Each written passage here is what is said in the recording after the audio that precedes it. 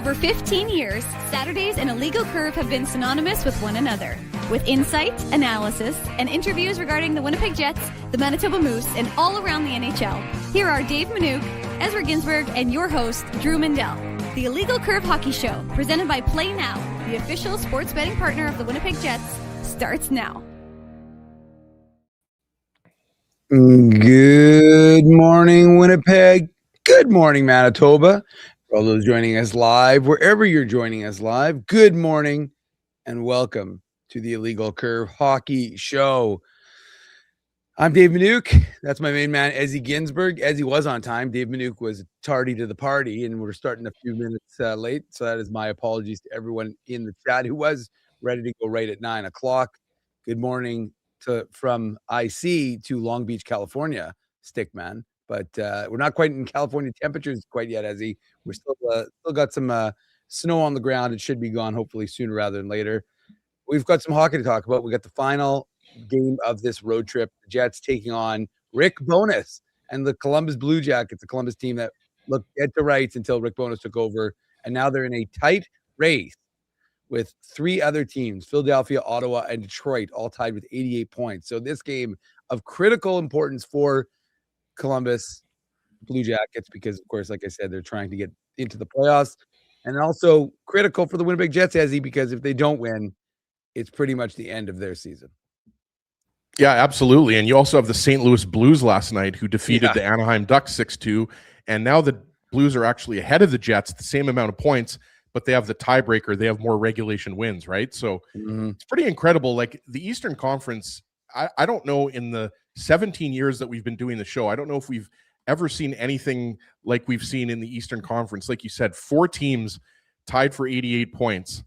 And obviously the Blue Jackets, they had their surge after Rick Bowness took over, but now they've been struggling a little bit. So, I mean, this is the definition of a desperation game for both of these teams, right? We talked about it with 10 games left. We said, you know, the Jets are probably going to have to go 8-2 or 9-1. So with that loss to the Dallas Stars, and the Jets might have to win their last 7 games to give themselves a shot to get into the playoffs. At the very least, they'll have to go 6-1 or, you know, 5-1-1 or something like that, right? Yeah. So this game, there's obviously a lot of storylines with Rick Bowness being the ex-Jets coach, as you mentioned, Dave. So this is really the most recent. We keep saying, you know, this is the season for the Jets. This is do or die. This is must win, can't lose, whatever. But this really could be, you know, the next most important game of the season for the Jets. The thing is, the Jets could end up winning their last 7 games and still not making the playoffs, right? Because of all these different scenarios, it depends what the other teams do. For example, you've got Nashville and San Jose playing tonight, right? So one of those two teams is going to get 2 points. So the Jets, the best the Jets can do tonight is just keep pace. They're not going to gain any points on the second wild card spot because, as I mentioned, one of Nashville or San Jose is going to get 2 points. So I think what we're going to be talking about a lot, whether the Jets make the playoffs or not, Dave, is, you know, time is running out, right? There's only 7 games left. And yeah, the Jets have been really good since the Olympic break, but they're just running out of time. And I would say if the Jets end up going 5 points out of a playoff spot, that's when, you know, they're going to be done. So that could happen tonight if the Jets lose to Columbus. And then we already talked about one of Nashville, San Jose is guaranteed. So this, again, I don't want to overstate it because we've been saying this for weeks now, but really this game is absolutely critical. Well, I mean, at this point, Izzy, I don't think it's overstating. I think at this point, we're just stating the facts. And the facts are that the Jets are on borrowed time. And you know, because of the position they put themselves in, because of that losing streak in the middle part of the season and earlier in the season, they really don't have, you know, the end is near, says Donny Boy. And it seems like I would agree with that. I mean, you're right. They don't have latitude. They don't have any forgiveness, unfortunately, for them. And especially because if you look at all the games, like they lost that game against Dallas, and you're like, okay, they've lost. But then like San Jose pulls off a miraculous 2-goal switch in their game late against Anaheim, and they, you know, leap ahead of the Jets. And LA wins, and LA and Nashville go to a shootout. So it's a 3-point game between those two teams the Jets are chasing. Like you mentioned, I should have mentioned it. St. Louis winning and jumping ahead of the Winnipeg Jets. I mean, look, if you're part of Ethical Tank Nation, then you're not. It's going to make it interesting, right? Because whatever happens, you could be. I mean, everybody's like worried. Oh, the Jets are close. They were 1 point back of the playoff spot, but they could just as easily end up with like a top 5 pick still. I mean, that's just how kind of close everything is in the Western Conference, and I mean, obviously in the East as well. But the East is well ahead of the Winnipeg Jets, so that's not such a concern. But yeah, I mean, I just think that it's at this point, it just becomes like all the kind of cliches aside. If you don't win tonight, essentially it ends your season, because you're right, Ezzy. One of those teams is going to win. They're going to go ahead of you by a significant mark, and then for you to be able to overcome it, is it impossible? No, but the odds, like they've been for most of since the Olympic break, Ezzy, are against you, and at that point you're going to have to decide, make some decisions. And one of the decisions the Jets made while they were traveling yesterday from Dallas to Columbus, they sent Danny Zhilkin back, which to me indicates one of Nino Niederreiter, most likely Vlad Nemestikov, are healthy, and or Gus Nyquist is healthy, and then the need for the emergency recall is over. Personally, I don't understand why you wouldn't have just converted it into a regular recall, because at that point, may as well get Zhilkin the last 4 or 5 games up with the club. I mean, that was our philosophy. Obviously not the Jets' philosophy, but do you anticipate that they make any lineup changes, I should say, after losing 3-0 to Dallas? Well, I guess that would be the big one, right? It would be Vlad Nemesnikov coming back into the lineup. I'm not sure exactly where he slots in right now. I think we would agree that it would be on the 3rd or 4th line. I don't think you're disrupting the Scheifele line or the Lowry line the way they've been playing, right? So yeah, it's good news for the Jets, but again, is this too little, too late, right? Like, I don't know how big of an impact Nemesnikov can have coming into the lineup. I'm not saying that he won't have an impact. I'm just saying, like, I don't necessarily know how big that impact will be, right? So yeah, I think you're probably right, Dave, that it's Nemesnikov that's going to come back into the lineup. And look, the Jets, the reality is the Jets can use all the veteran help they can get at this point in the season when, as we've talked about, if you lose this game, it's going to be almost impossible to make the playoffs. The Jets won't be mathematically eliminated if they lose tonight's game, right, but they're getting closer and closer to that point, because as we talked about, you're 5 points back with 6 games left.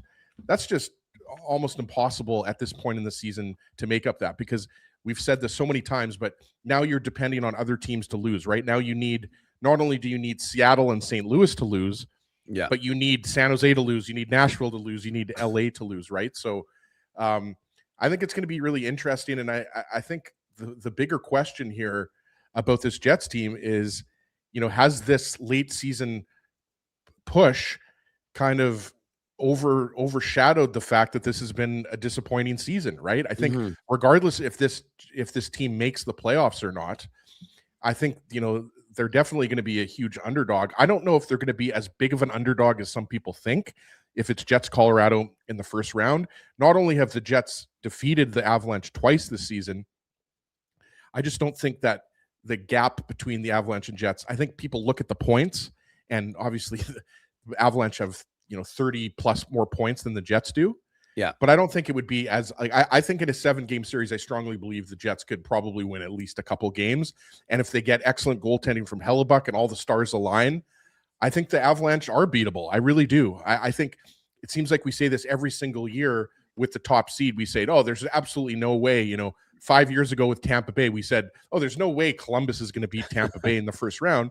Yeah. And they did, right? So I think that, that's something that I'm still, keeping at the top of my mind. Yes, we're all, fixated on this playoff race and every team's win. And every time San Jose plays or LA plays or Nashville plays, everybody's watching the standings and it's going up by 1 point or going down by 1 point. But I think that still has to be, mentioned that, even if the Jets make the playoffs, this has still been a very disappointing season, right? Like, let's not forget back in October, everybody had the Jets penciled in as the top 1, 2, 3 seed in the Central Division.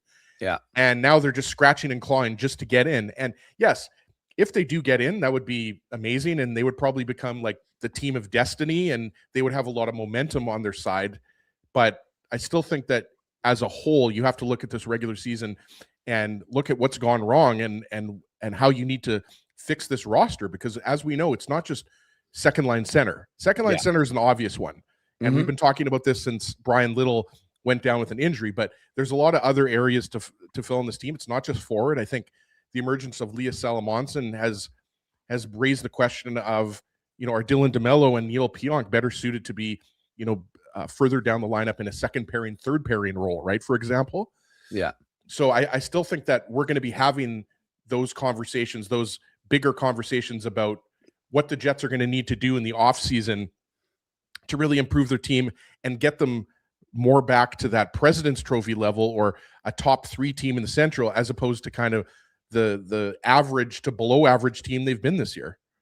Yeah, and I think there's a couple things that come to mind when I'm listening to you talk, Ezzy. One is that your comments kind of perfectly align with Murat Atesh's recent article in The Athletic, and then the headline was, Jets can't afford to let late surge prevent hard questions about organizational missteps, in which he kind of goes over the fact, because, yeah, you're right, Ezzy. I mean, it's very easy to be blinded by the fact that the Jets have been one of the better teams since the Olympics. And you're saying, okay, well, that's great.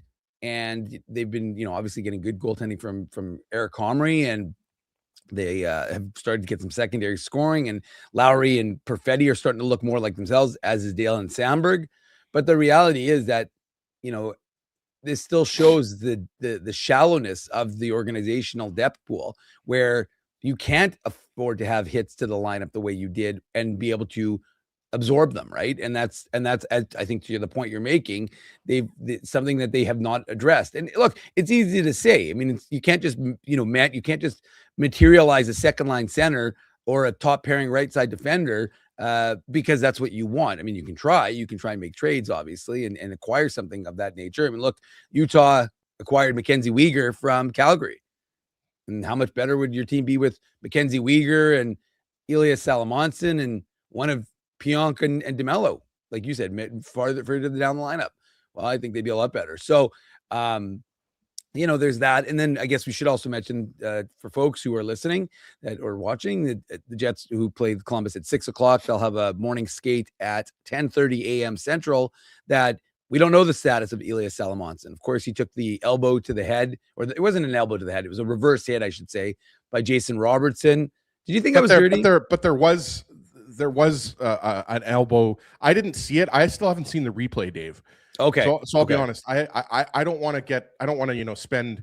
No, I wasn't going to. A few minutes giving my opinion when it's basically not. I would have to watch it a few times. Yeah. At the end of the day, though, it caused them to be in concussion protocol. Right. So whether or not you want to call it, we should mention there was no penalty called. No. On the play. No. Right.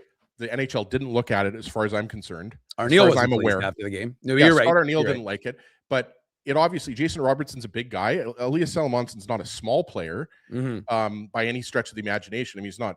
I mean, he's a good sized man, but he ends up going into concussion protocol. So that's what the Jets are faced with dealing with. I don't know. Again, I haven't seen it enough. Like I saw the original hit, and those reverse hits are kind of. It's kind of like a gray area, right? Those reverse hits, like sometimes it can actually be perfectly clean. Other times it can be borderline interference, or like in this situation, if a guy gets the elbow up, well, then it's less so about the reverse hit and more so did Robertson get his elbow up or not? Was it intentional? Was it unintentional? Right. So yeah, I'm not really sure, Dave, but one thing is for sure, Elias Salomonsson being out of the lineup, it hurts the Jets. Yes. Right. Like, and it's not, I think when Salomonsson first came into the lineup for the Jets earlier in the season, you would say, okay, well, this is, your third pairing right side defenseman. Well, no, he's emerged as a guy who plays in a lot of different situations, including when Neil Pionk was out of the lineup, he was playing second power play. Right. So, I mean, Salomonsson is not having him in the lineup is huge. And,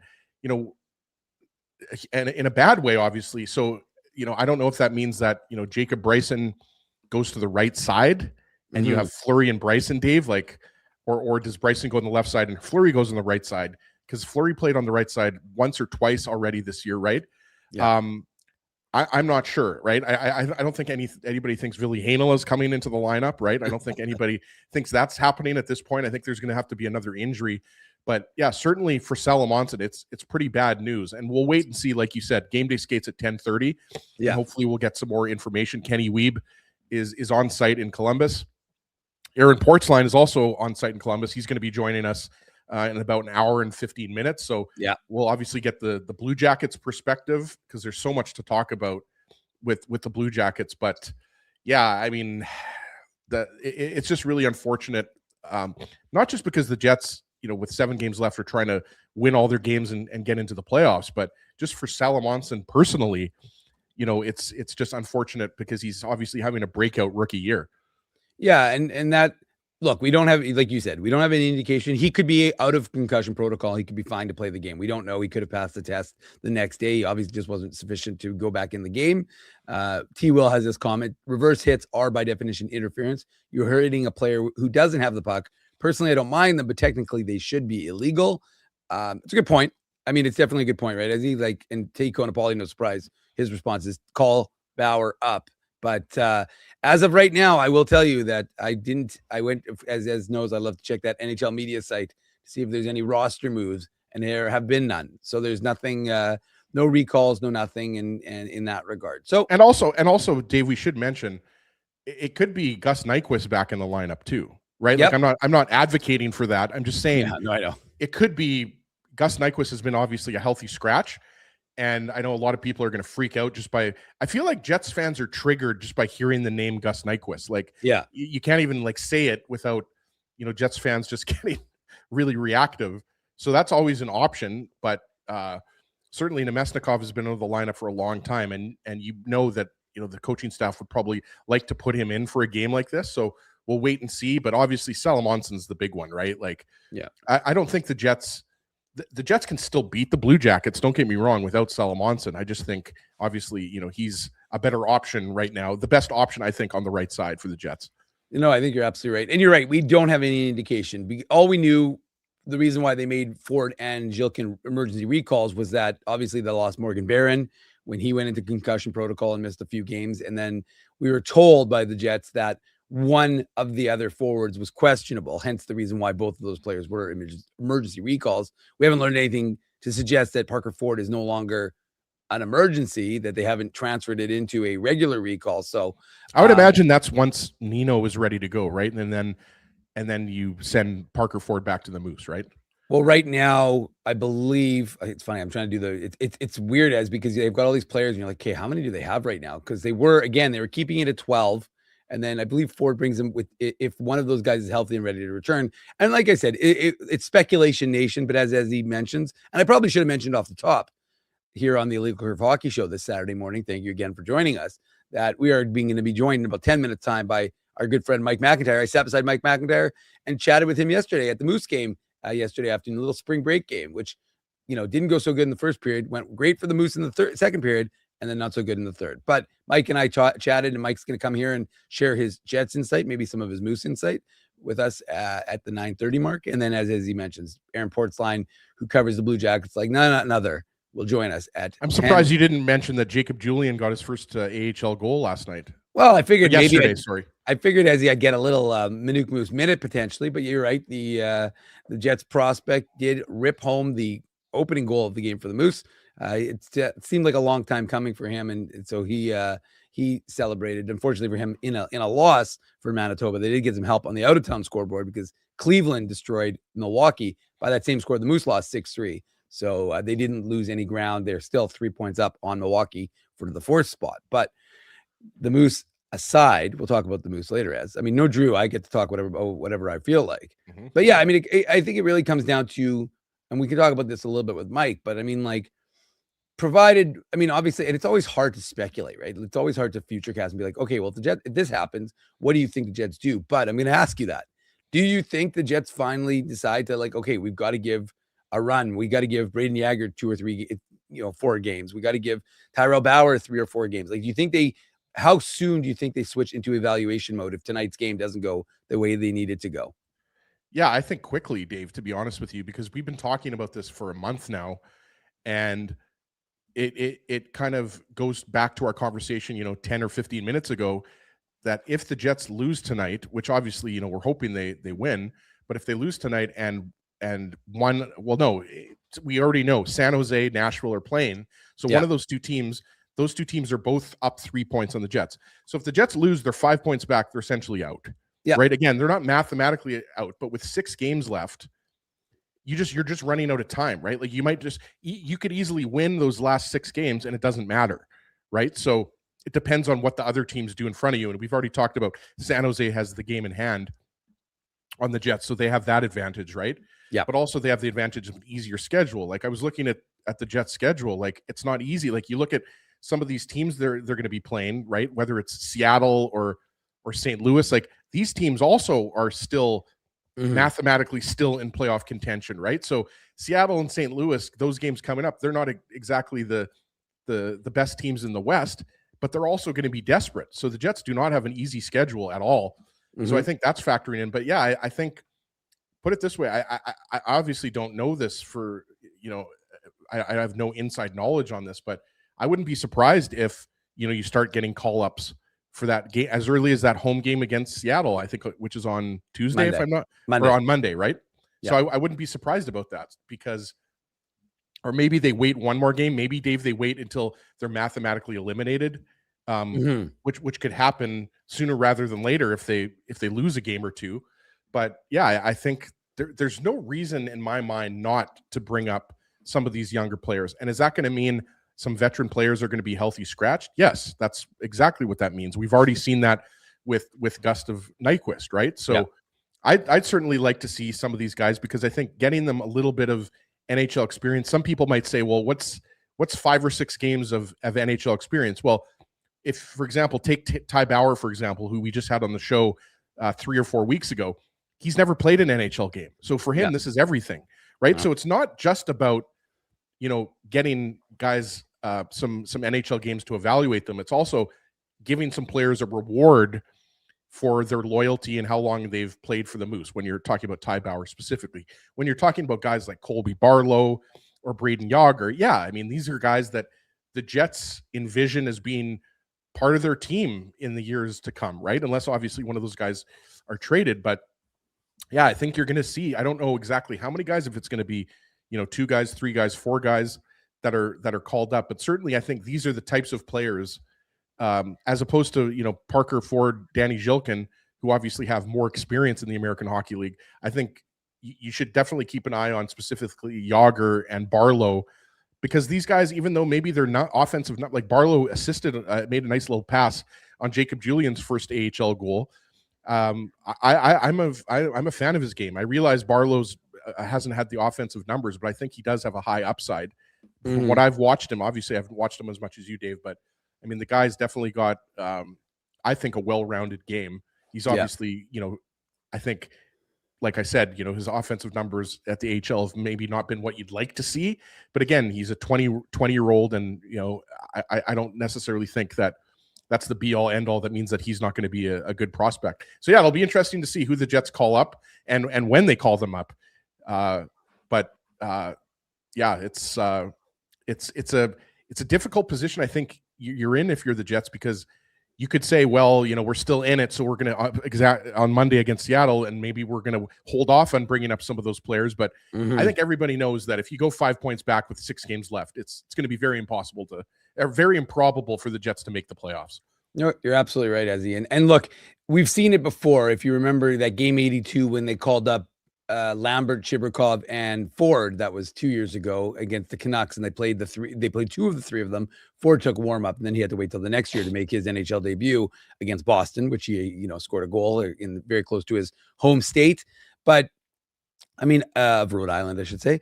And then I think what it comes down to, Ezzy, is that you're absolutely right. Like you're in evaluation mode, and you have to, as an organization, do everything you can. Look, Tyrell Bauer, I know that people think he's a face puncher, but he's gotten better defensively too. And believe me, I talked to the coaching staff. I talked to all these people. They hold him in pretty high regard.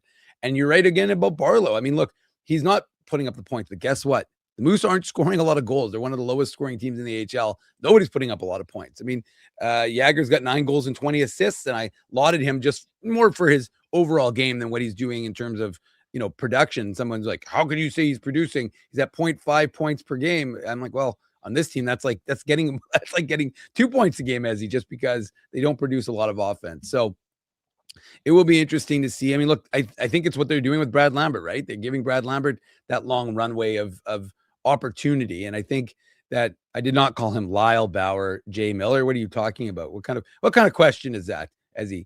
Did I call him Lyle Bauer? I didn't hear that.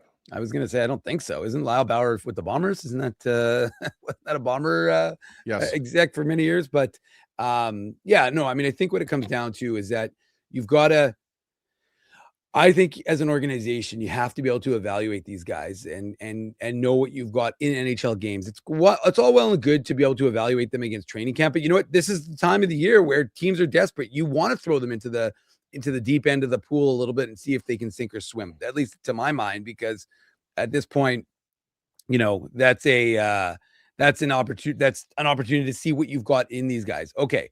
Well, we're going to head to our first commercial break of the day. Drew's not here, Ezzy, so I get to call when the commercials go on, and we're not going to go commercial free for the first hour. That's a Drew thing. It's not an Ezzy and Dave thing. Just got to get to the commercial thing.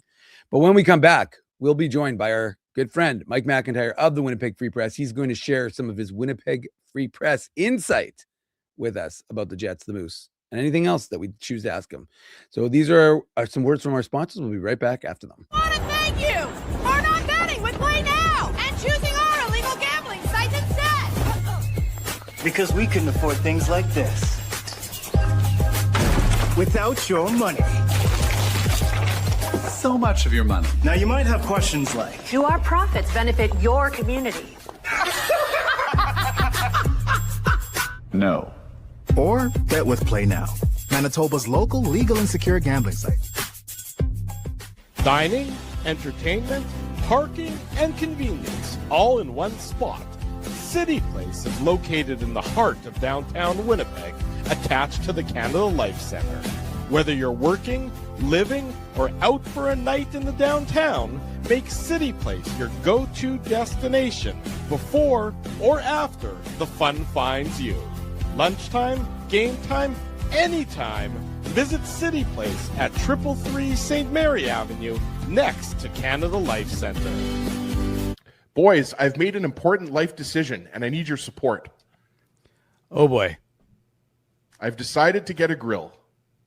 You mean a barbecue grill for cooking? Like, that's not an important life decision, Ezzy. No. A grill for my teeth. A grill for your teeth? Do I even want to know why you're doing this? It's simple, really. Every time I go to Holt Dental, I get treated so very well by Dr. John and his team that I need to keep finding additional reasons to go back. I rely on Holt Dental for all of my dental needs, and they do it all, from regular cleanings to cosmetic dentistry. Plus, they have free parking at their front door, and you know how much I love my convenient parking.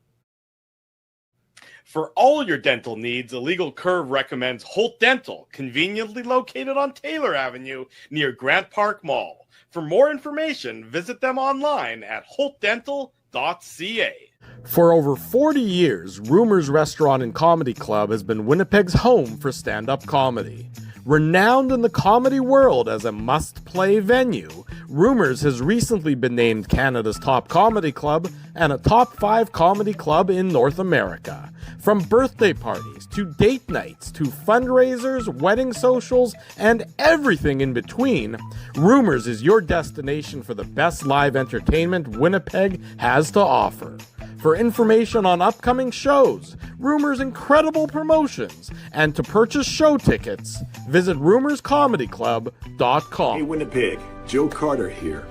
I look forward to joining you in Winnipeg on June 4th for the Ray D. JCC Ken Cronson Sports Dinner. See you in June. Don't be late.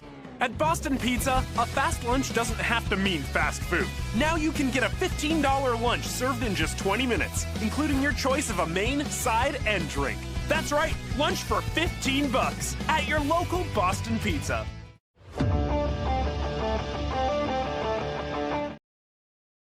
Welcome back to the Illegal Curve Hockey Show. I'm Dave Minuk. He's Ezzy Ginsberg. You're in the chat, and hopefully you're enjoying what you're hearing so far. And we want to know that you're enjoying it by seeing you smash that like button. I don't see Phyllis in the chat, Ezzy, so I expect I'll be the Where's one. Phyllis? Maybe she's running errands this morning. maybe Phyllis, we know, is from Morden, maybe, and we can ask Mike about this when he joins us. Mike McIntyre of the Winnipeg Free Press set to join us momentarily.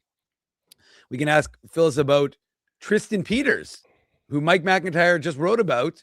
We're going to let Mike's getting to the channel. He's going to wait for his device to connect properly. But Tristan Peters from nearby Winkler, Manitoba, who got his first hit and got the first walk-off winner for the Chicago White Sox against the Toronto Blue Jays yesterday. And coincidentally, and good timing, Mike McIntyre just wrote about him in the Winnipeg Free Press. So Mike's got a feature. Mike's device is still not connected, so we're going to have to wait for Mike to get in here. But Tristan Peters from Winkler, Manitoba, getting the big, bringing out the stick and bringing it out for the Chicago White Sox. And here comes Mike. So we'll bring Mike McIntyre of the Winnipeg Free Press into the chat. Mike, I was going to steal all your Tristan Peters material, and I know you just wrote about him, so maybe you can share. This is a hockey show. We're going to stick to hockey, but as you told me, that was the first time since Corey Koski, a Manitoban, was hidden. So maybe share some insight into Tristan Peters from Winkler, Manitoba.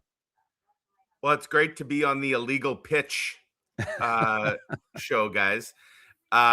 It's an exciting time for sure for celebrating, I guess, a Manitoba athlete who's done something that hasn't been done in like 2 decades, which is get a hit at the major league level. I was looking back, July 4th, 2006 is when Corey Koski got his final hit of his MLB career. He would go on to suffer a concussion the next day, which ultimately ended his career pretty abruptly. There's been not a single Manitoban that has got a hit at the major league level since that day, July 4th, 2006, until Tristan Peters did it last Saturday. And, Tristan Peters is a guy from Winkler. He's been grinding it out at the AAA level for a few seasons. And he got traded this winter to the Chicago White Sox, who are kind of a rebuilding team. They're looking to give some younger guys opportunities that Tristan Peters, quite frankly, didn't have in his last organization, which was with Tampa. He did get a 4-game call-up last year. He went 0 for 12, and he told me that kind of just sat with him all winter, the fact that he kind of finally got his chance and wasn't able to even get a single hit. But my goodness, has he made up for it this week, because not only did he get his first major league hit last Saturday, he followed it up with his 2nd, 3rd, 4th, 5th, and then yesterday his 6th and 7th. And the 7th was a walk-off RBI single. You couldn't script this, guys. Against the Toronto Blue Jays. He's a Canadian kid. The Blue Jays are the team he grew up, cheering for. Told me when we spoke on Thursday how excited he was to be playing Toronto. And how does he end his first ever game against, the team that he grew up idolizing? Well, he's the hero with the walk-off winner, he gets the Gatorade bath and all that. This was the White Sox home opener too. It's the stuff of baseball movies, quite frankly.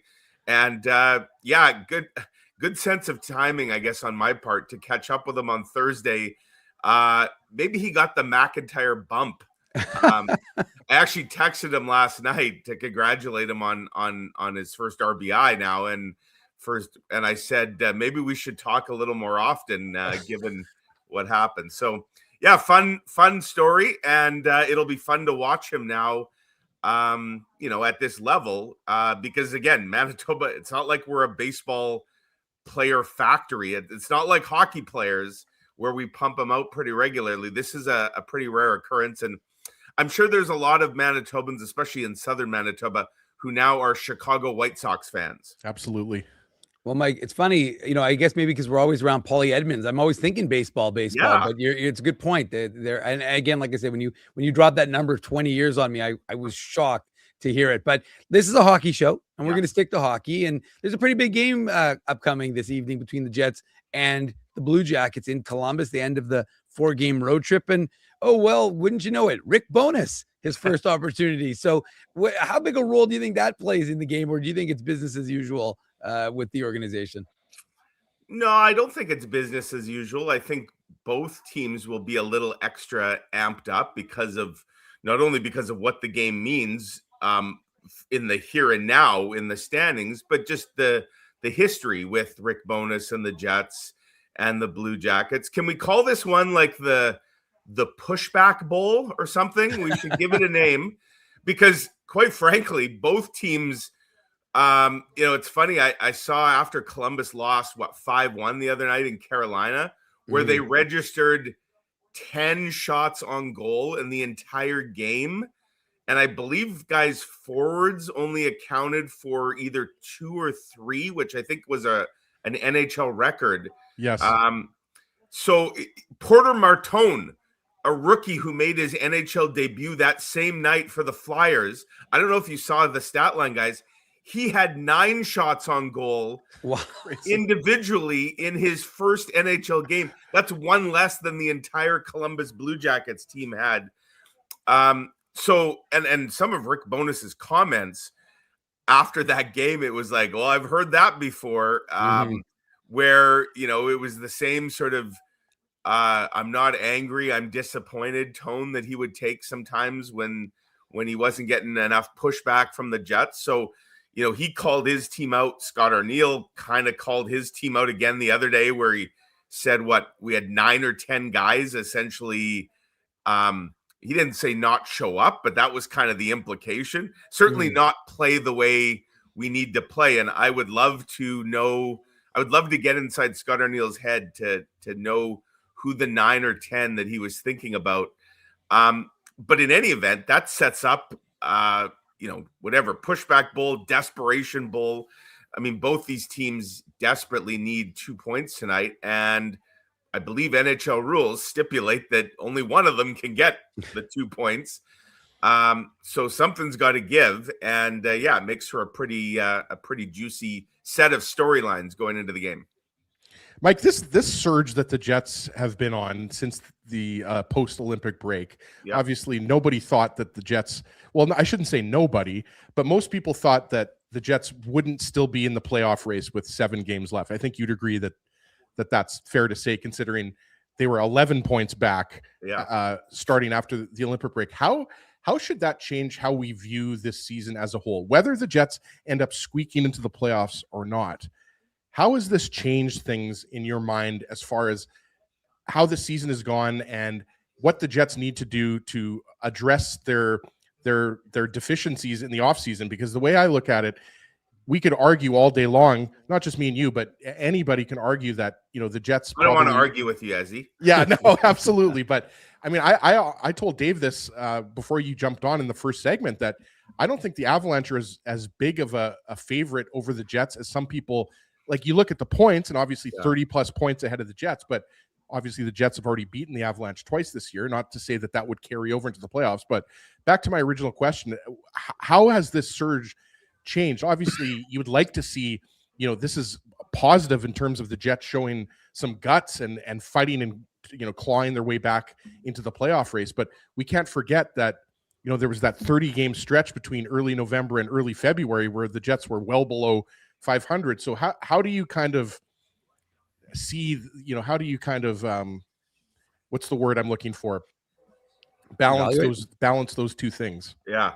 Well, I mean, I think it's important not to lose sight of the biggest picture. And that would be the season as a whole. Like, sure, you can break down smaller snapshots in time and say, well, we were a good team here, we were a good team there.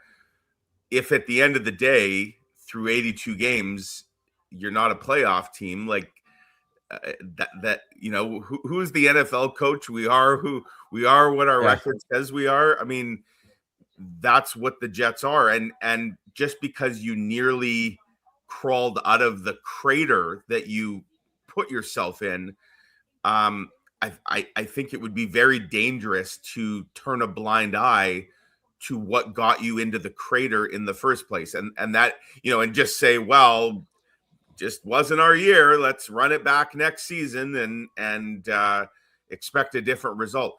I mean, first of all, the Jets can't run it back, or it would be unlikely because they got a lot of unrestricted free agents. So there's going to be roster change and turnover. But I think there are lessons that they can take from sort of post-Olympics and post-trade deadline, which is that this team got better as soon as it started to get a little younger and a little faster. Mm-hmm. And, it all goes back to me as to the roster construction of last summer and mistakes that were made. The guys that were brought in made this team older and slower in a league that's getting younger and faster. And the Jets, sure, they got off to that 9-3 start, although the underlying numbers suggest that was more luck and not sustainable. And then that, dreadful 30-game stretch where they just won 6 times, which included the 11-game losing streak. So, that was, I think, a better indication of what this team is and was. And I think when they do the autopsy on the Jets this year, they're going to have to look long and hard at how they constructed. And when I say they, Kevin Cheveldayoff and his management team, how they constructed this roster and, take some lessons as to what worked kind of over these last 30-ish games, but not look at it and say, well, we're back to where we need to be, because they're not.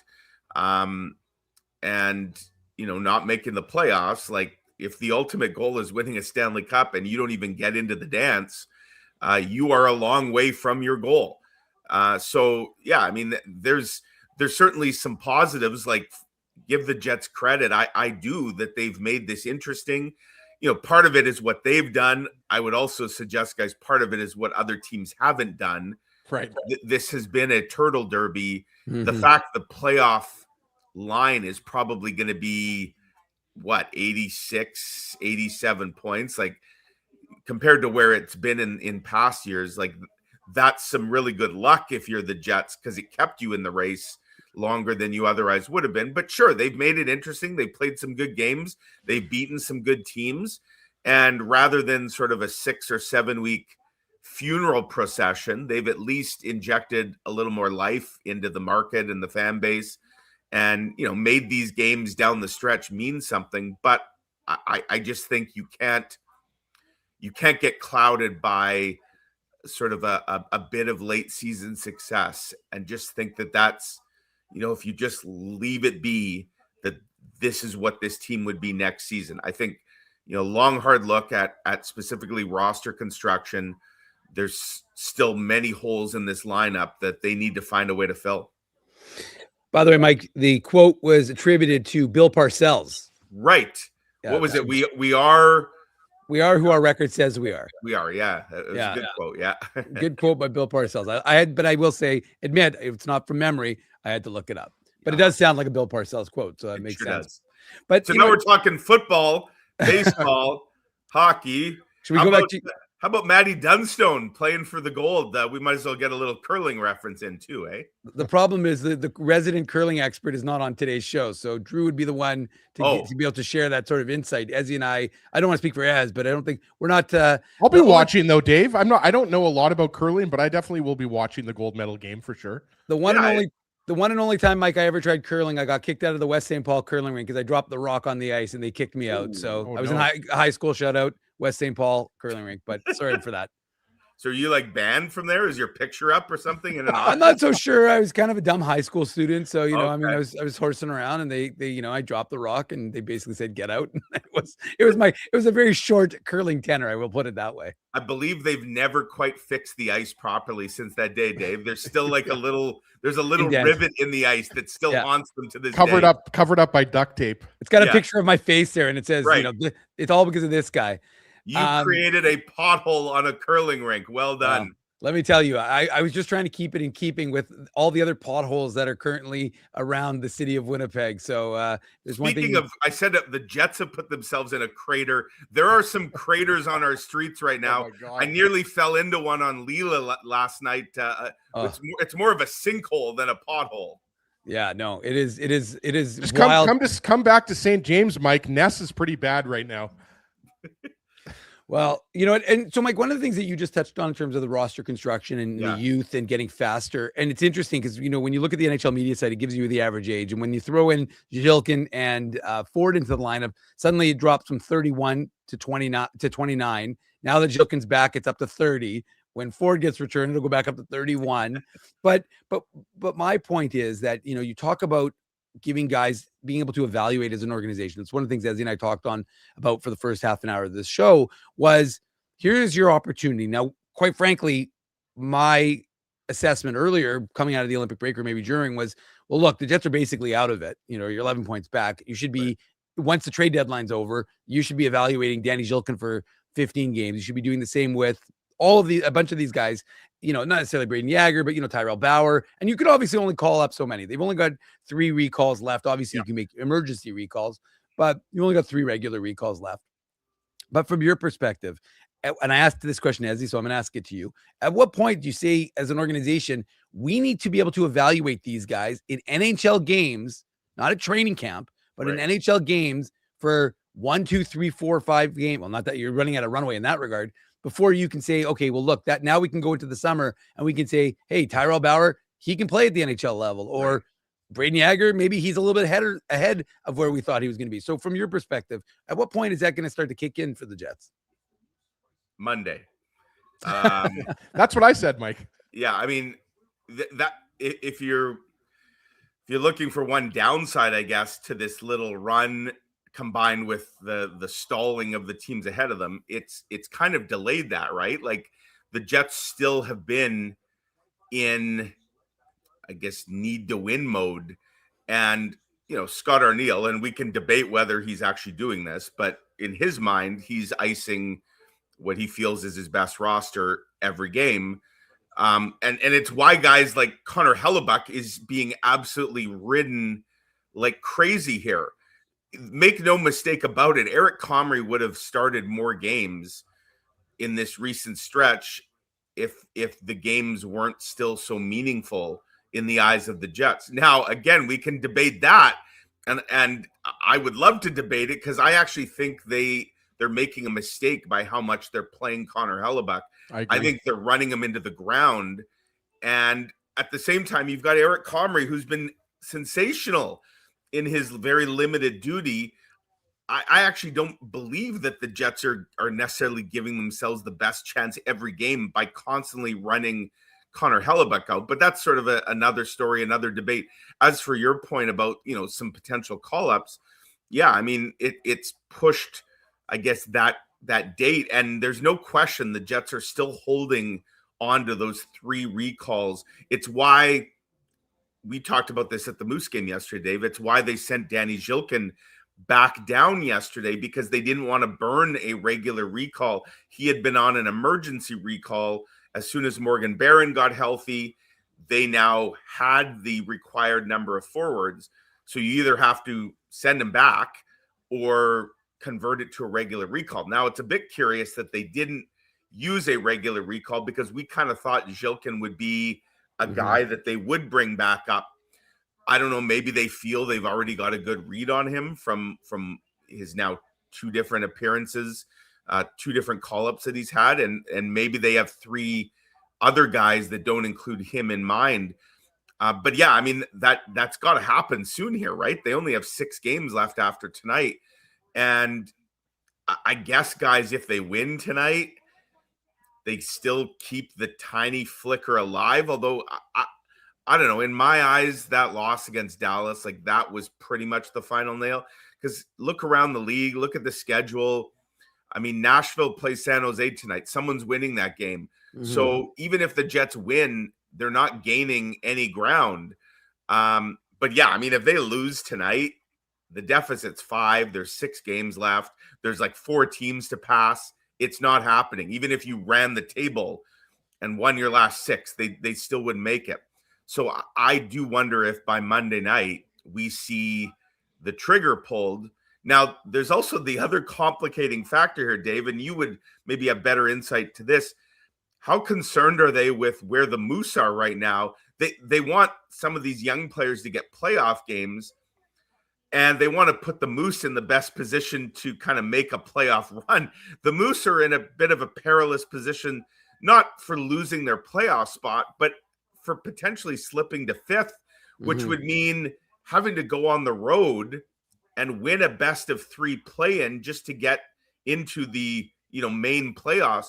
So is it a scenario potentially where they are afraid to call guys up? Like, that shouldn't really get in the way. It should be development over everything else. Yeah. And if they feel that there's a few guys that deserve a look at the NHL level, they should be giving it to them.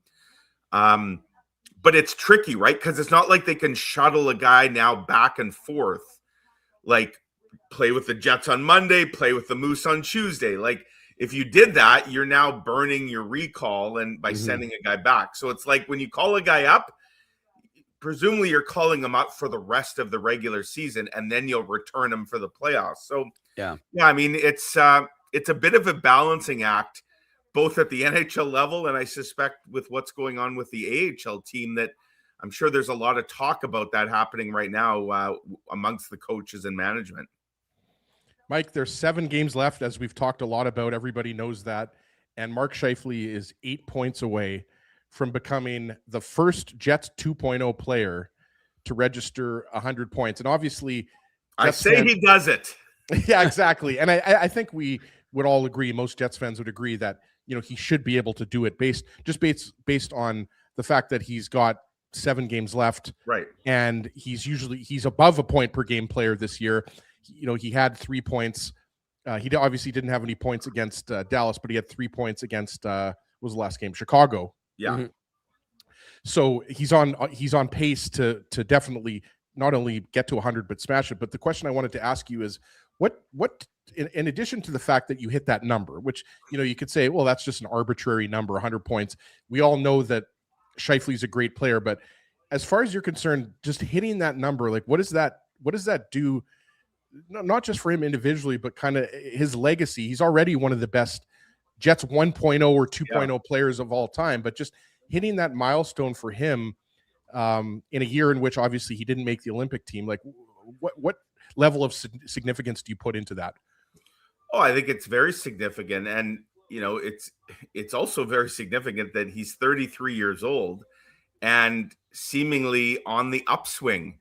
That's not something you can say about a whole lot of 33-year-old professional athletes. And that's to me, Ezzy, that's maybe the most encouraging thing of all. Like, when you're talking about how is Mark Scheifele and his contract going to age? Well, it would appear the answer is beautifully. And we're seeing it maybe a little more. We talk about the league being younger and faster, which it is, but there are exceptions to that rule. And there are guys, whether you're talking about, Brad Marchand or certainly Sidney Crosby, even Corey Perry, who's got 15 goals again this year. Like, the guy but there are players, and they're a rare breed, but guys who take obviously exceptional care of their bodies and, have aged extremely gracefully and continue to be very productive players, even well into their late 30s, or in some cases they hit 40. And everything we know about Mark Scheifele, hockey savant, hockey nerd, absolute health guru, fitness guy, just works out like crazy on ice, off ice. Everything about that, combined with his play this year, would suggest that he's not slowing down anytime soon. And why is that important? Well, that potentially keeps the Jets window open, as long as possible, because let's face it, even though they're having a down year this year, this is a team with a core that believes it has a window to compete for a Stanley Cup.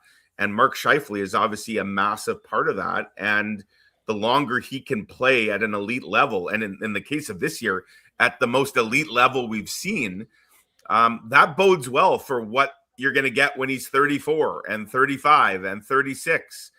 And yeah, I mean, he's already kind of breaking all the records. And, you do wonder, guys, go back to what Paul Maurice once said, that they'll build a statue of him one day. And I could see it, right? And wouldn't that be kind of fitting that, if the next statue beside the Dale Hawerchuk one is a Mark Scheifele statue, considering, the connection between those two. Dale was his junior coach, his mentor. There's such a strong bond between Scheifele and Ducky. So, yeah, I mean, obviously, he'd love to bring a Stanley Cup here, but if he can continue to play at this sort of level, like he's doing everything in his power to try and drag this team along with him. Mike, one of the things you talked about and you mentioned, in terms of roster construction, roster evaluation, and sometimes this organization, let's face it, doesn't do things unless they have to. Right. And a perfect example is Elias Salamonson, who Connor Neal admitted. He said, look, we didn't have him in our plans. He was essentially saying, we thought he'd be he didn't say it explicitly, but it was pretty close.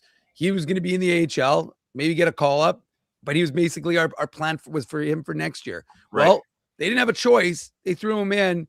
And I guess what I'm wondering is, are injuries forcing this organization to say, listen, we need to change the way we evaluate some of our talent and maybe the opportunities we give our talent? You mentioned it. Look around the league. Look at how young San Jose is. Now, they don't play defense. Their goal differential is minus 50, but they're trusting in their young kids. And is it time now for the Jets organization to say, listen, the Detroit model worked years ago, but it doesn't necessarily work so much to marinate these guys as long as we do. Absolutely. And I think when we talk about, postseason autopsies and reflections on what worked and didn't work, I would hope, guys, that a major focus of any offseason look back is on kind of quite frankly, it should be on the draft and the development model that this organization has prided itself on, and once was the bread and butter. I don't think you can say it is anymore. In fact, you could say that the most productive moves that this organization has made have been trades. And again, to your point, Dave, trades where they've been backed into a corner, and not just a hockey trade for the sake of making a hockey trade, because the Jets don't really do those. They make trades when they kind of have no other choice. And, they've brought in some really good players who have helped this team get to where it is. But when you look at draft and develop, I mean, Dylan Sandberg and Cole Perfetti, that's kind of it for the last decade. And now Elias Salamonson looks to be kind of the next guy. But yeah, I mean, I found Scott Arniel's comments to be quite concerning, frankly, that suggested that this wasn't even really going to be an option. And it has nothing to do with, it almost made it sound like Salamonson, regardless of what he did in the AHL, we just made the decision we weren't going to rush him. In fact, we were going to slow play him. And, the idea that we're afraid to kind of throw him into the deep end to see whether he can sink or swim. Well, what if you have, he's swimming, he's swimming, he's more than swimming. He's thriving. And what if there's other guys like that? And if it's just a organizational philosophy that we're going to slow play everybody, you may be, you may be hurting yourself more than you think you're helping yourself. So, yeah, I mean, I would hope that becomes a real organizational focus. Everything from what's going on the Moose. Are we putting positions in the best, in the best position? Are we putting players in the best position to succeed? Are we encouraging their growth? Are we stymieing it? And so that goes to everything from coaching to systems. But yeah, draft, develop, all that's got to be on the table. I mean, again, when you have a season like the Jets have, I think you've got to leave, you can't leave any stone unturned at this point. Mike, final question for you. And this kind of sticks with the notion of draft and develop and young players. I mean, we've talked to you a lot about Brad Lambert over the years, right? And does he deserve the opportunity? What's his ceiling? And look, he's 22 years old. He's still a young player. We see players all the time, finally hit their stride at the NHL level at 23, right, 24, 25. But Where do you stand on Lambert right now based on what you've seen since he was recalled by the Jets? Obviously, he's not putting up the points, but you see the skill set, right? Like you see the speed.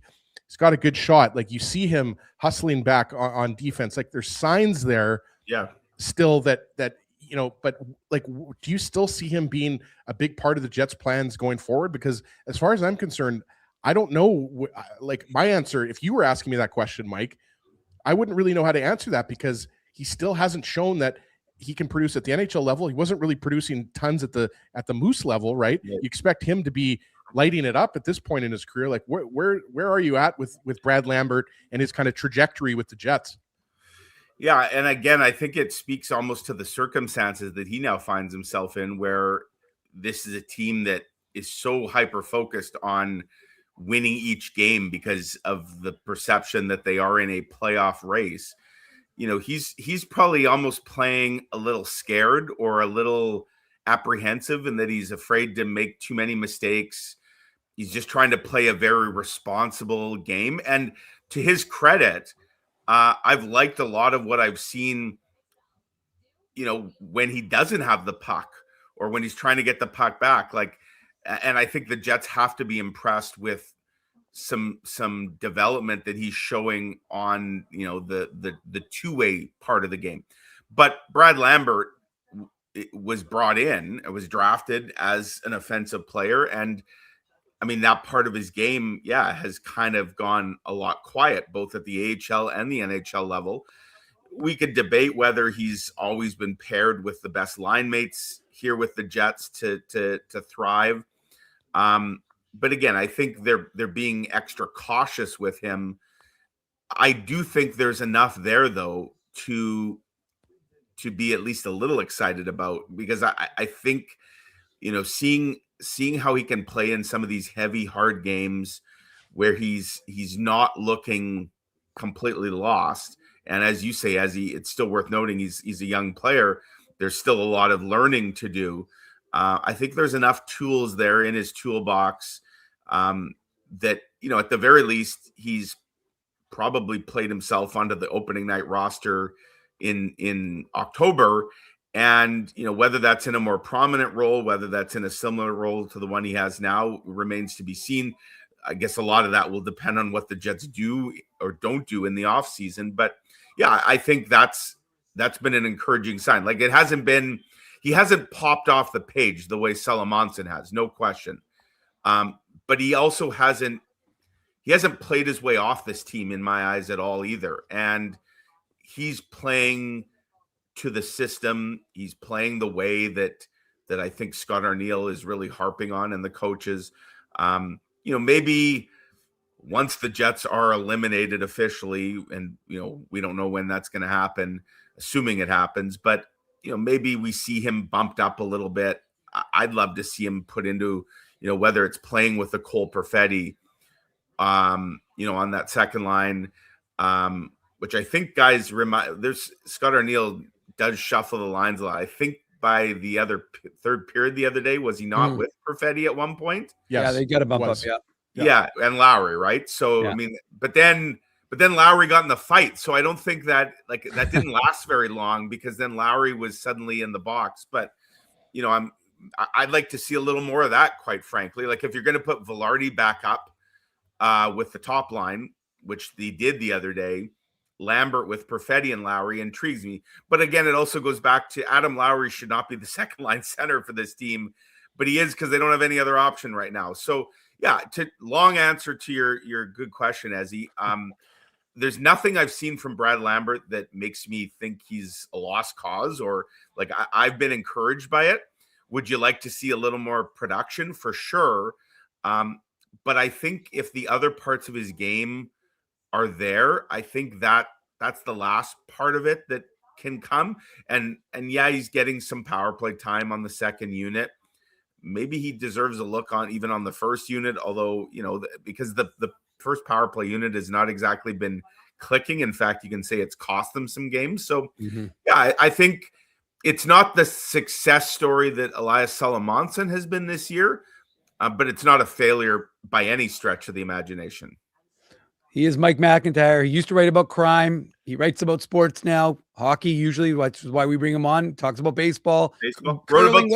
Wrote some golf last week too. I was going to say you cover the Manitobans in golf. Let's not forget the Olympics. That was only a couple of months ago, boys. That's right. Mike Speed skating, you name it. Not only does like a Tiddlywinks tournament or something. I was going to say lawn bowling season is starting pretty soon, Mike. So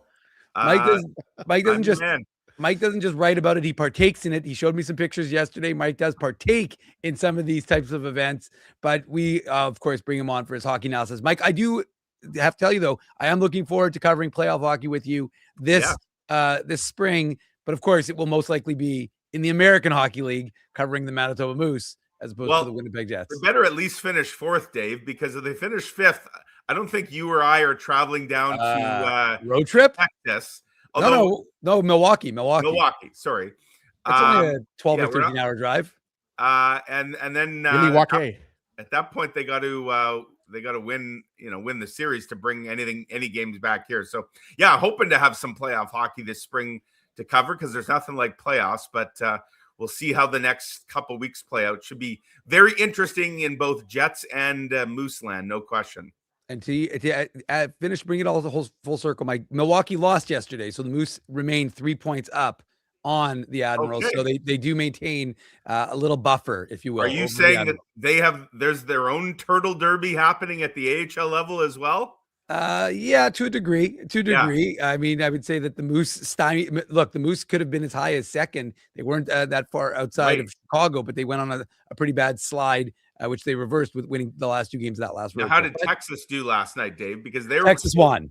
Okay, so they're now what, 5 up? 4 up. 4 up. So although they do play them twice next weekend, which that's what adds the intrigue. Milwaukee's here this week during the week, and Texas is here next weekend. So I mean, if you're the Moose, obviously you'd love to get into that number 3 slot, right? Yeah, just because of what that means. You don't have to have that sort of 3-game play-in. So yeah, I mean, obviously another tough test today with. We saw Grand Rapids. They might not be the same powerhouse they were early in the year, but as we saw, Dave, yesterday, they've got a lot of good players, and they still put up 6 goals. One was an empty netter, but they got a lot of talent on that team and a pretty good goaltender as well in Casa. Although maybe the Moose will get a break today, and maybe they give him the day off. I think their backup numbers are pretty good as well, and okay. I think as Mike pointed out yesterday, as long as the Jets decline defending the north side of the rink twice, because all 9 goals that were scored yesterday were scored against the north side net, which the Moose had to defend twice. I would be they should have taken a marble at center ice and see which direction it rolled, because I swear the ice was tilted, literally tilted. How do you get 9? Either that, guys, or there was a strong south wind that was blowing to the north to cause all 9 goals to be scored. Even Mark Morrison didn't realize it until I pointed it out to him, that all 9 goals had been scored in one end of the rink. I feel bad for the fans who bought tickets behind the other goal. Yeah. They didn't see any action last night. But if you were behind the north net, my goodness, you got a sunburn from the red light going on so much. There he goes. All right. Thanks, Mike. Right. Appreciate you joining us this morning. Cheers, Take Mike. care, guys. Enjoy the weekend. Mike McIntyre of the Winnipeg Free Press as he bring in the heat, bring in the south wind or the north wind, whatever it is, to the Illegal Curve Hockey Show. All right, we're overdue. We're going to head to a commercial break, and when we come back, Ezzy and I will pick up some more Jets talk on the other side of these words. I want to thank you for not betting with Play Now and choosing our illegal gambling site instead. Because we couldn't afford things like this without your money. So much of your money. Now you might have questions like, do our profits benefit your community? No. Or bet with Play Now, Manitoba's local legal and secure gambling site. Dining, entertainment, parking, and convenience all in one spot. City Place is located in the heart of downtown Winnipeg, attached to the Canada Life Centre. Whether you're working, living, or out for a night in the downtown, make City Place your go-to destination before or after the fun finds you. Lunchtime, game time, anytime, Visit City Place at 333 St. Mary Avenue, next to Canada Life Centre. Boys, I've made an important life decision, and I need your support. Oh, boy. I've decided to get a grill. You mean a barbecue grill for cooking? Like, that's not an important life decision, Ezzy. No. A grill for my teeth. A grill for your teeth? Do I even want to know why you're doing this? It's simple, really. Every time I go to Holt Dental, I get treated so very well by Dr. John and his team that I need to keep finding additional reasons to go back. I rely on Holt Dental for all of my dental needs, and they do it all, from regular cleanings to cosmetic dentistry. Plus, they have free parking at their front door, and you know how much I love my convenient parking. For all your dental needs, Illegal Curve recommends Holt Dental, conveniently located on Taylor Avenue near Grant Park Mall. For more information, visit them online at holtdental.ca. For over 40 years, Rumors Restaurant and Comedy Club has been Winnipeg's home for stand-up comedy. Renowned in the comedy world as a must-play venue, Rumors has recently been named Canada's top comedy club and a top 5 comedy club in North America. From birthday parties to date nights to fundraisers, wedding socials, and everything in between, Rumors is your destination for the best live entertainment Winnipeg has to offer.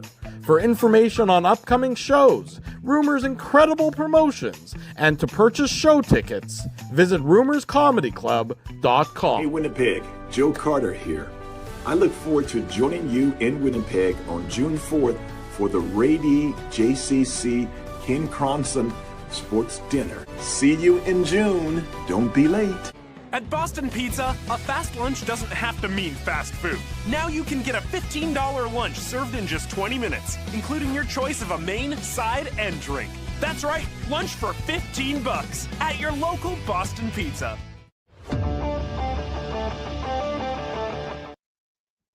Welcome back to the Illegal Curve Hockey Show. We're already well past an hour of this show, Ezzy. It's kind of flown by.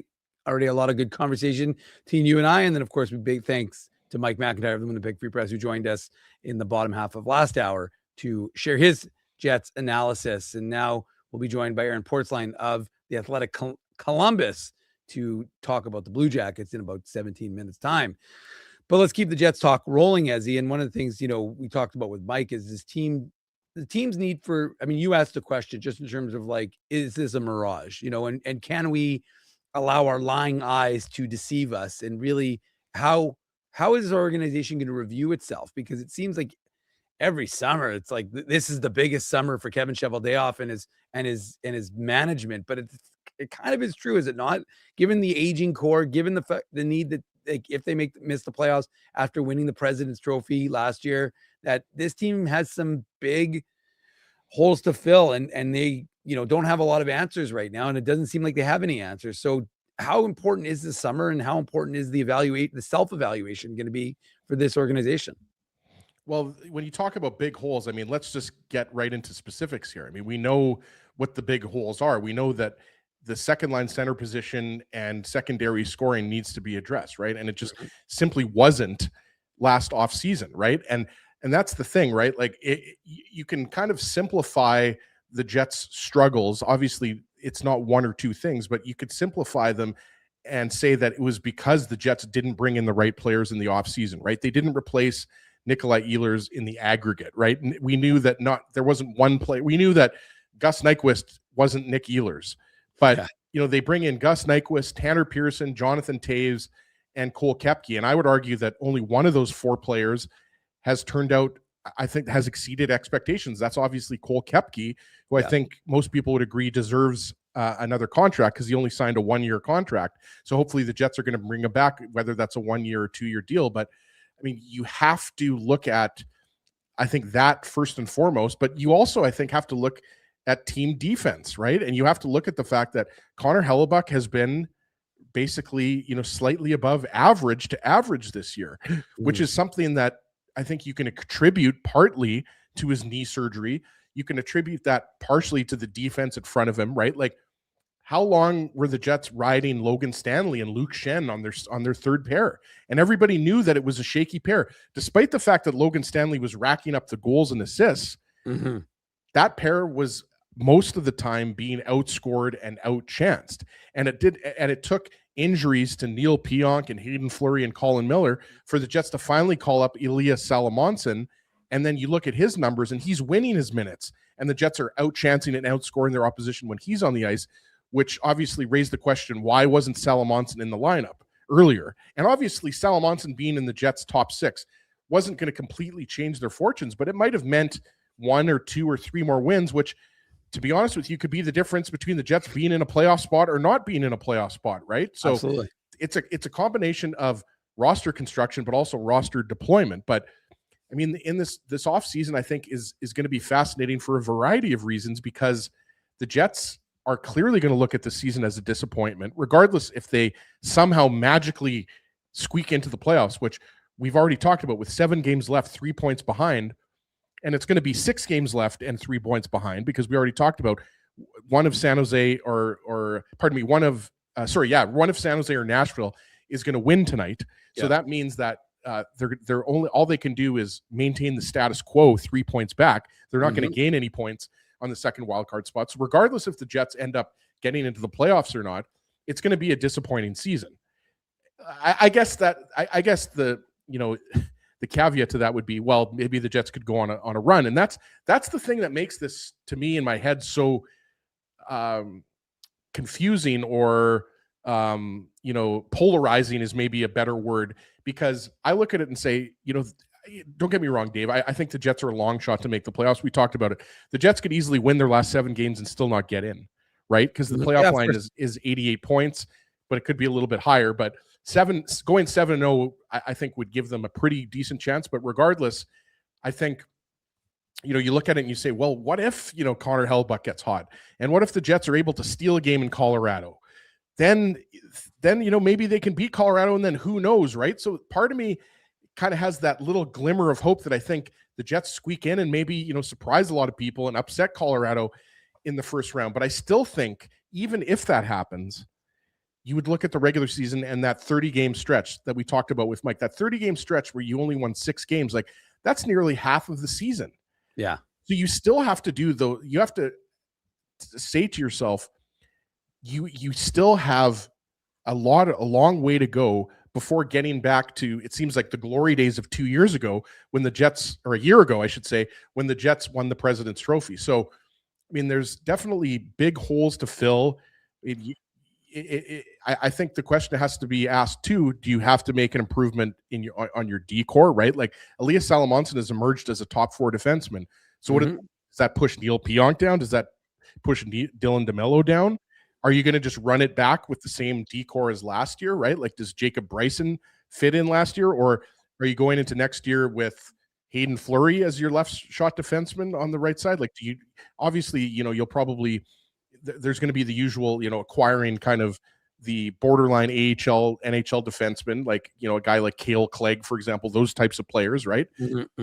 I think that there's everything should be on the table in terms of making the right moves and addressing the needs of this team. But for sure, the biggest need in my mind is secondary goal scoring. So second line center, yes, if you want to call that secondary scoring, but it's also filling out the rest of the roster, because there have been just too many nights. Dallas on Thursday night is one example where the offense has just been flat. So whether you're going to get that from internally and you're going to get some guys from the Moose filling those roles is one thing, but I still think that the Jets are a couple of veteran wingers away. They need to find somebody who has a similar type of impact as Nikolai Ehlers on that second line. And a lot of people will say, well, Velarde and Perfetti are the wingers on the second line and Iafallo on the top line. Sure. But even if that's the case, I think you need more offense from the wings on the third or fourth line, right? So there's definitely a lot of moves for the Jets to make, aside from second line center, which is the big one. And I still think that there's no clear path to getting that second line center unless you're trading a first round pick, or unless you're trading a player like Cole Perfetti, or a significant defenseman. I just don't know if the Jets, because they haven't in the past, unless you want to count Olli Jokinen as a big second line center acquisition, which was 10 years ago, 12 years ago. So I think, it's going to be a big summer, as it usually is for Chevy, because he can't rely on free agency to address his problems year after year. Well, and if you look at the Jets team, the way they're constructed, and like you said, Ezzy, they don't have. It's always like trying to fill pieces, right? Like in a jigsaw puzzle. And unfortunately for the Jets, it's the way it's been. Sometimes their forwards are ready, their defense isn't quite there, or the defense is ready and the forwards aren't quite there.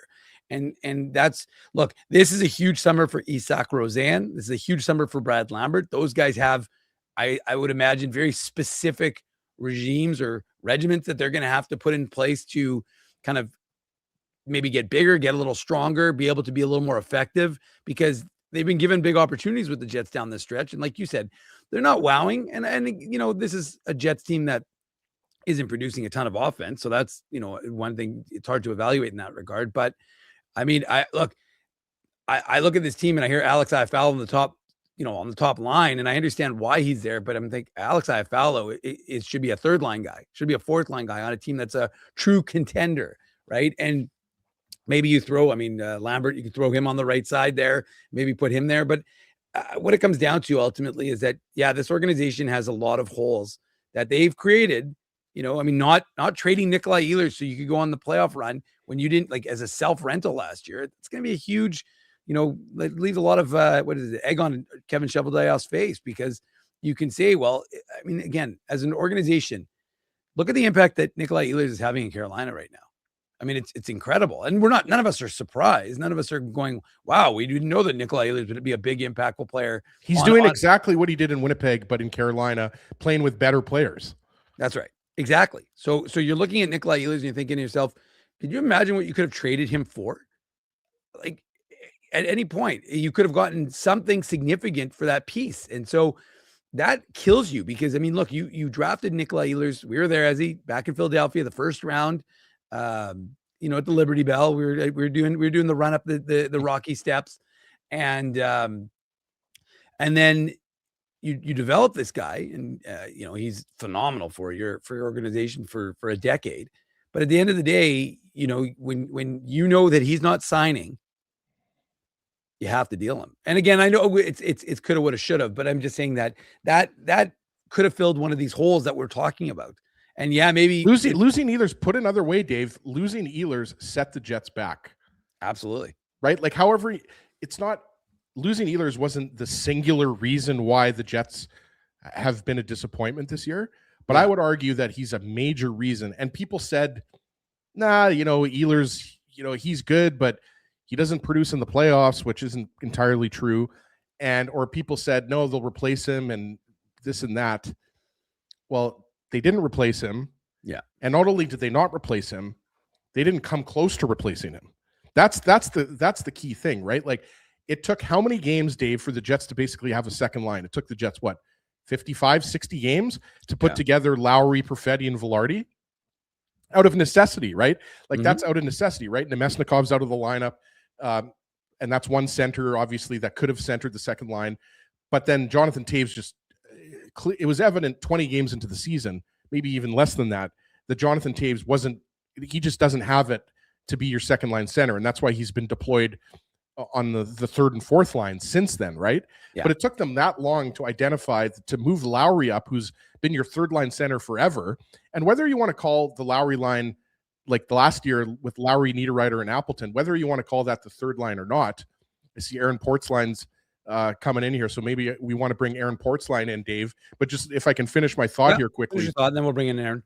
I still think that when you look at this Jets team as a whole this season, it can't be ignored that for the majority of the season, this team has been a one-line team. Like, if you didn't have Scheifele on pace for 100 points and Connor on pace for 35 plus goals, 80 points, whatever he's going to end up with, right, Dave?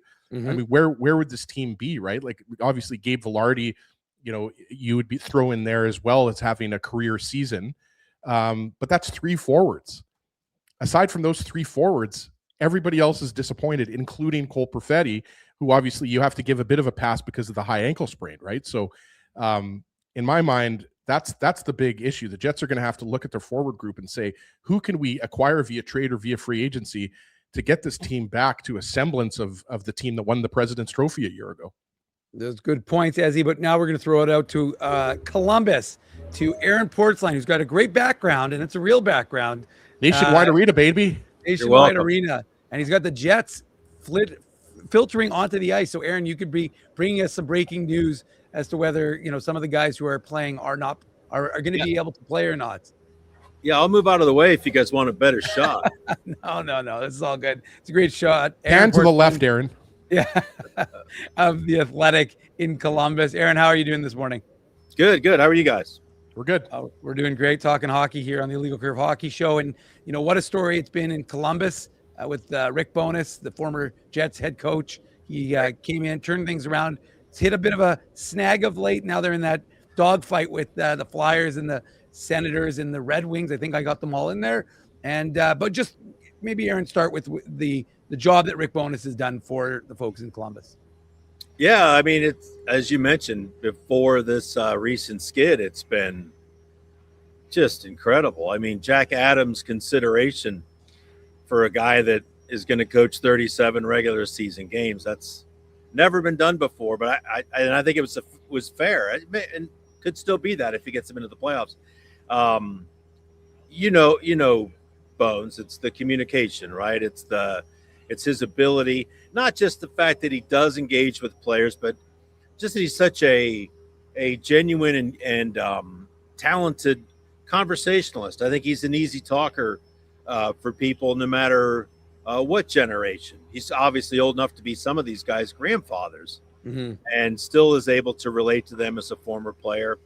I didn't witness this morning, but I think it was Ken Weeb mentioned that when Bowness came on the ice this morning before the Blue Jackets started practice, he went up and talked to 11 different guys. 11. Like, that's insane. And he tells people every game if they're not going to play and why. So I think the communication was a big part. I think there's a level of confidence there with the guy that's seen just about everything. When he says what's wrong with the team, he doesn't say we think this or we think that. He says, I know what's wrong and we're going to fix it. And he means it that way, and he portrays it that way, and I think the players hear it that way. But you just saw a complete change in how this team played, the confidence it played with.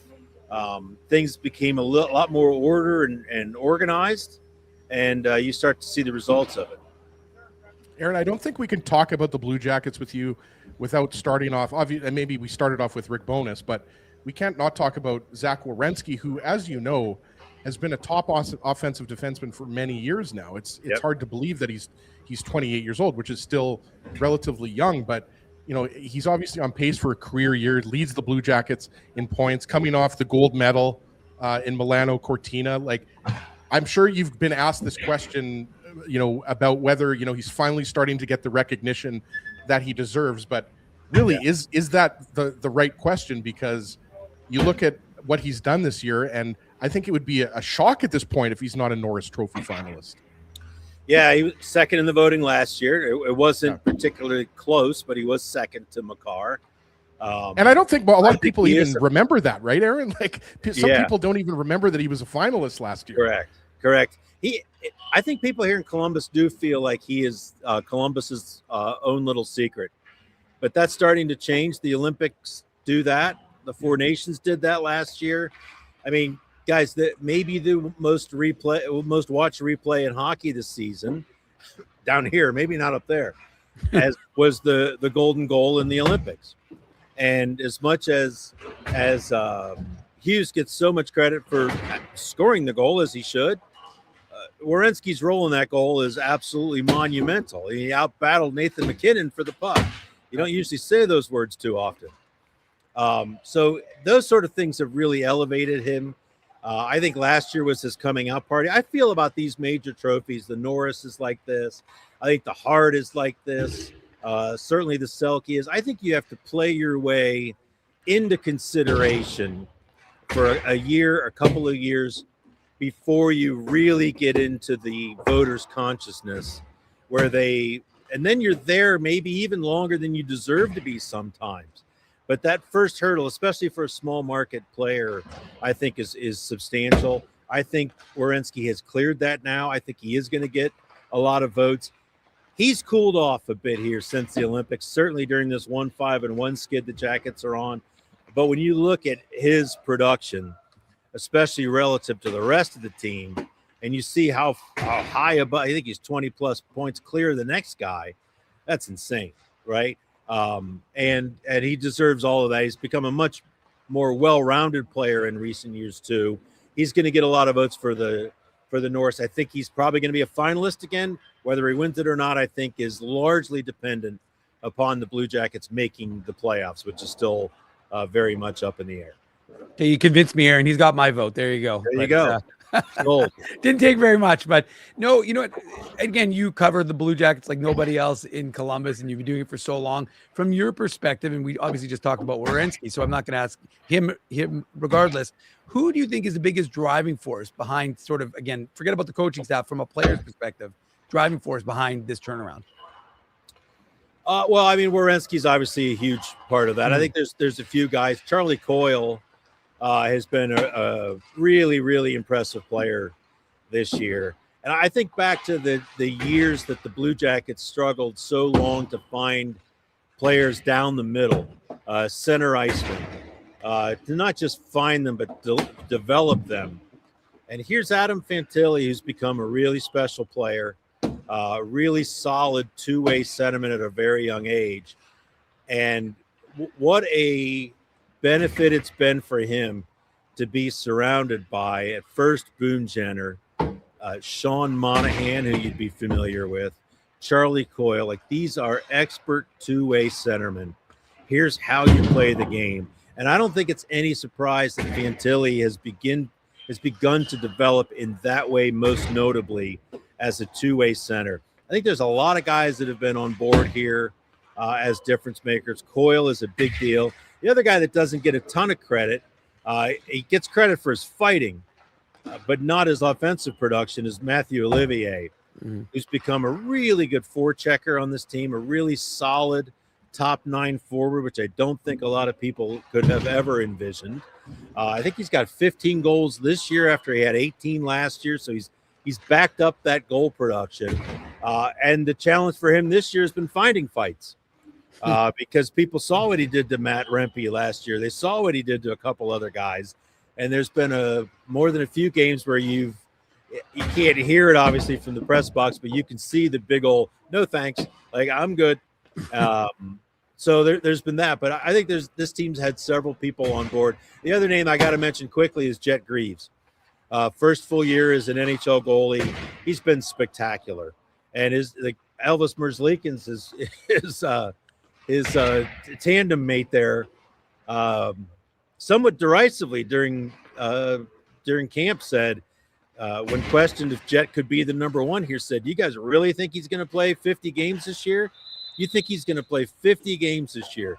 Well, I got to look, but either tonight is number 50 for Jet Greaves or it's coming. So, yes, he is. And he's been a real revelation. Look at the best goalies in the league, and he's right there in the top 10, top 15 in most of the categories. So, Aaron, if I'm hearing you correctly, and we might as well ask you this question, there's no better person to ask. So is Jet Greaves getting the start? Is that confirmed yet, that he's getting the start tonight? He's your guy tonight, yes. Okay, all right, that's good. Dave, tweet that out on the Illegal Curve social media accounts right now. And Aaron, it will be his 50th. I was looking because I was going to ask you about him, but then you really right, think he's going to play 50 games? Aaron, one guy that you didn't mention there that I wanted to ask you about, who's got ties to Winnipeg, his dad, who unfortunately passed away, Brian Marchment, was an ex-Jet, but Mason Marchment, back on December 19th, the Blue Jackets acquired him for a 2027 second rounder and a 2026 fourth rounder. And he's got 14 goals and 27 points in 33 games. That's almost looking like one of the biggest steals of the year for the Blue Jackets. It is, and it's funny how we put all these things together. That Marchment deal and the fact that Marchment's played well is absolutely huge for the Blue Jackets, because right after they made that trade, they said, well, now Igor Chinnikov is expendable. Let's see what we can get for Chinnikov. And then all he's done is go to Pittsburgh, and holy hell, I think he's got 19 goals in about 35 games or whatever it is. And I didn't like the Chinnikov trade when they made it. Scared the hell out of me, especially to a division rival. But getting back to Marchment, yes, he has found his game. He's on the top line. He did not play Thursday in Raleigh. He is in tonight. At least that's what they showed this morning in line rushes. So, and he was smiling and engaging on the ice. So I'm going to say he is in as well. Tweet that if you wish. But yeah, you know what? He's added size for them up front. They're a big team up front. He's given them sort of a net front presence. Man, does he piss people off too? Oh yeah. He has I don't know if it's that smile or that mustache, but he has the ability to crawl up under people's skin.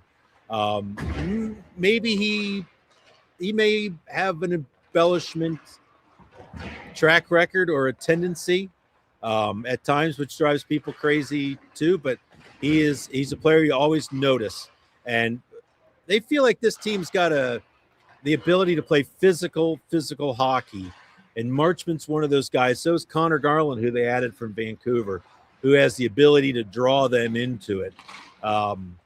Maybe more accurately, draw the other team into it by the way that they play, the tenacity, the irritability, all of those things. Well, Aaron, if Ezzy's going to ask about a Winnipeg, we're kind of contractually obligated to, whenever there's a connection, a Manitoba connection, and I'm going to ask about Denton Mateychuk because, of course, he's in his second full season with the Jackets. Yeah, more than doubled his points production. What have you seen from this young man who has a lot of expectations on his shoulder? Guys, 13 goals, 13. Mm-hmm. You know how rare it is for a 21 and younger defenseman to have 13 goals in the National Hockey League? Very rare. He's not getting the attention, of course, because Werenski's stealing a lot of it. He's not even really getting the ice time because the Blue Jackets are a bit jammed up on the left side. Werenski, obviously. Provorov is sort of the old war horse there that plays every game, and you know what you're getting. Mateychuk's sort of bounced between that second and third pair. They really, really like him. There's still some little flubs and little mistakes to get out of his game, but people, his skating, it's an interesting. I don't think his straight line skating would be called elite, but the way that he turns, the way that he moves, his edge work is off the charts elite. Like, he's a really good tight space player. So they think the sky is the limit. One of the things, and this will be punted maybe if they make the playoffs, but I think that back end needs to be reshuffled in a way, because Mateychuk's ready to play higher. He's a left shot, preferably left side.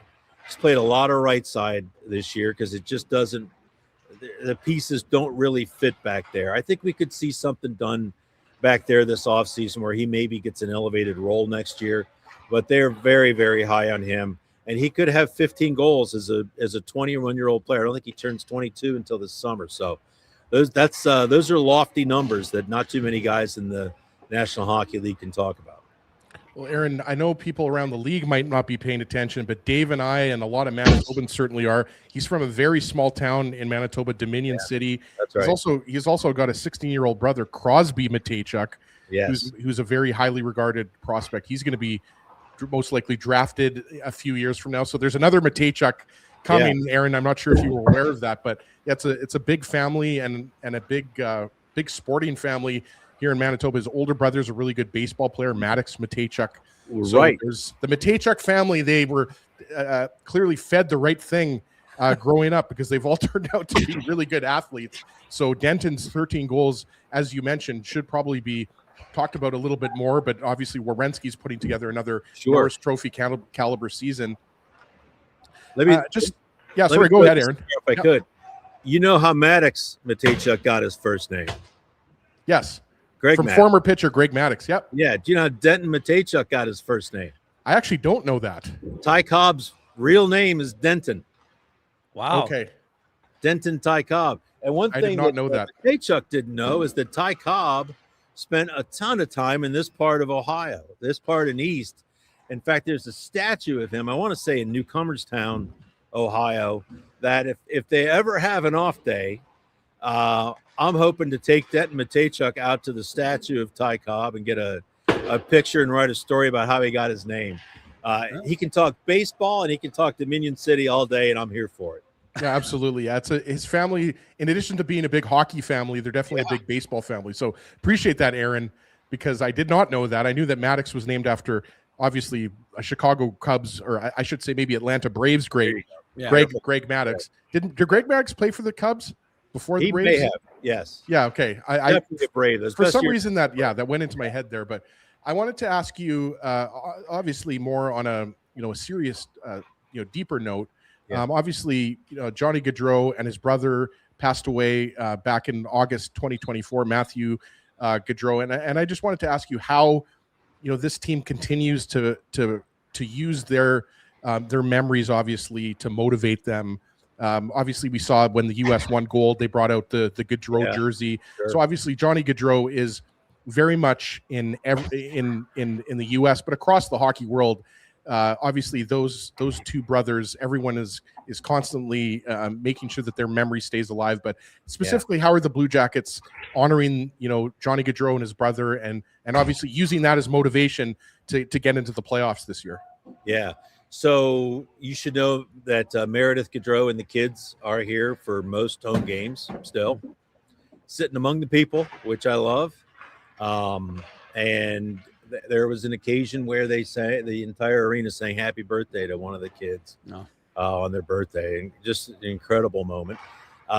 In that Blue Jackets dressing room right around the hall from here, there is the number 13 sweater that still hangs in his jersey. And there are interviews done all over that dressing room, especially when there's multiple interviews going on. But post-game, there are a lot of players that will walk away from their locker and stand before Gaudreau's locker, so that in the background of the TV shot, people see Gaudreau 13.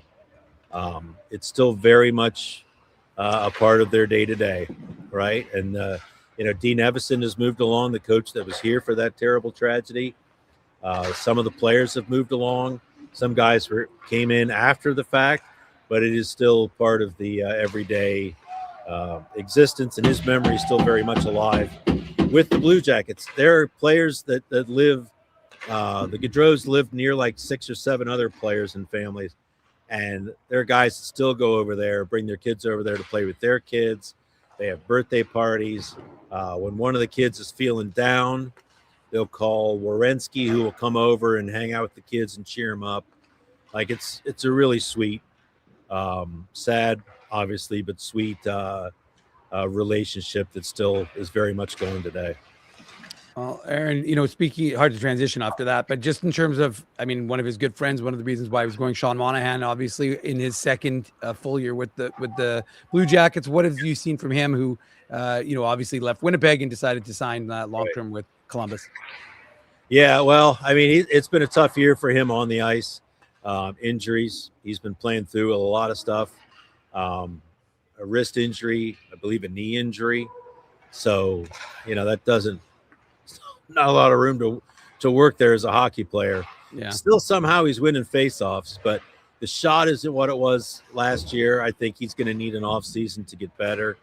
This year's been a struggle for him compared to last season, which just went. He was incredible last year. That second line has really been a sore spot for this team this season, where they really haven't been able to find a combination there that's provided much for them.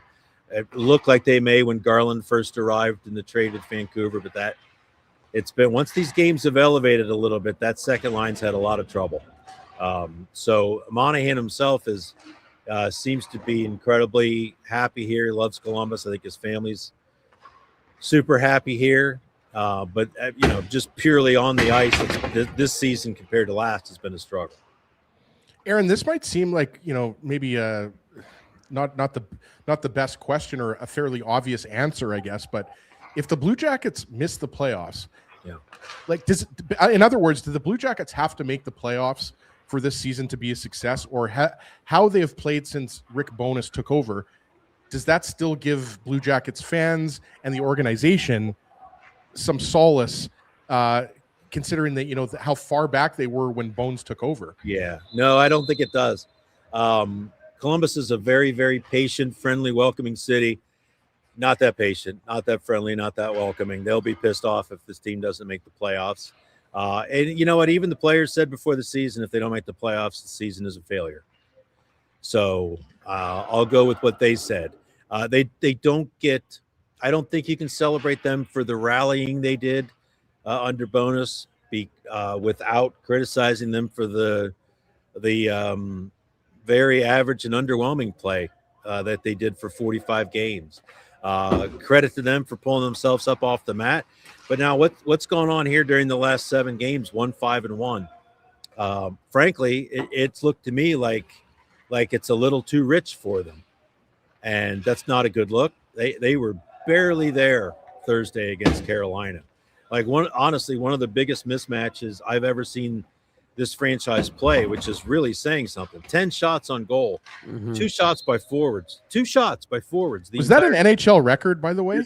Well, we can say this. It's an NHL record since the NHL started keeping records for that. So it's an NHL record. We're talking 1959-60s when they started, okay? If Bones were here, I'd say, geez, even Bones wasn't coaching back then.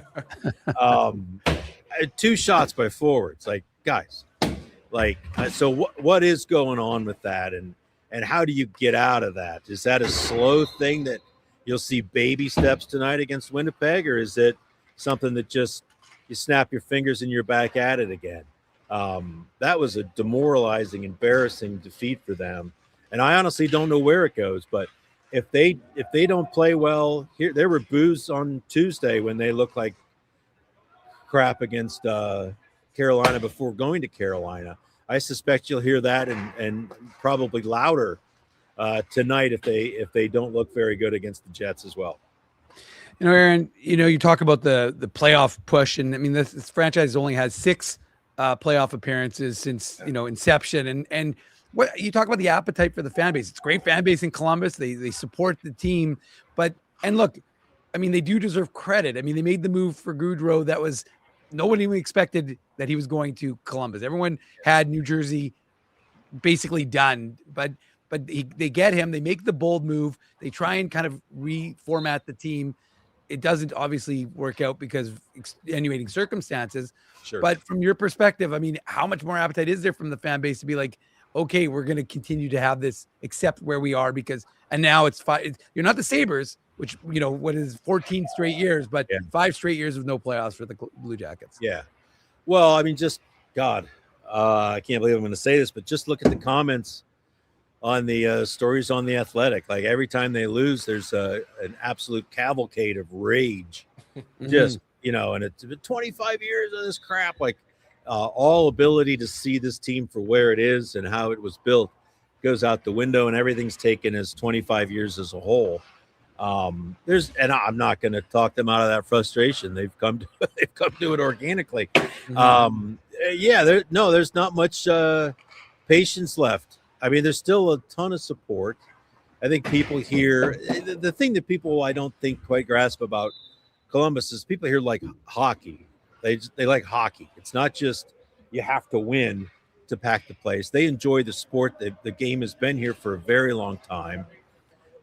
In some level, minor league pro for sure, but it's a sport. It's a game that they enjoy. So it doesn't just have to be winning for people here to support it. They love this team. They want this team to succeed so badly.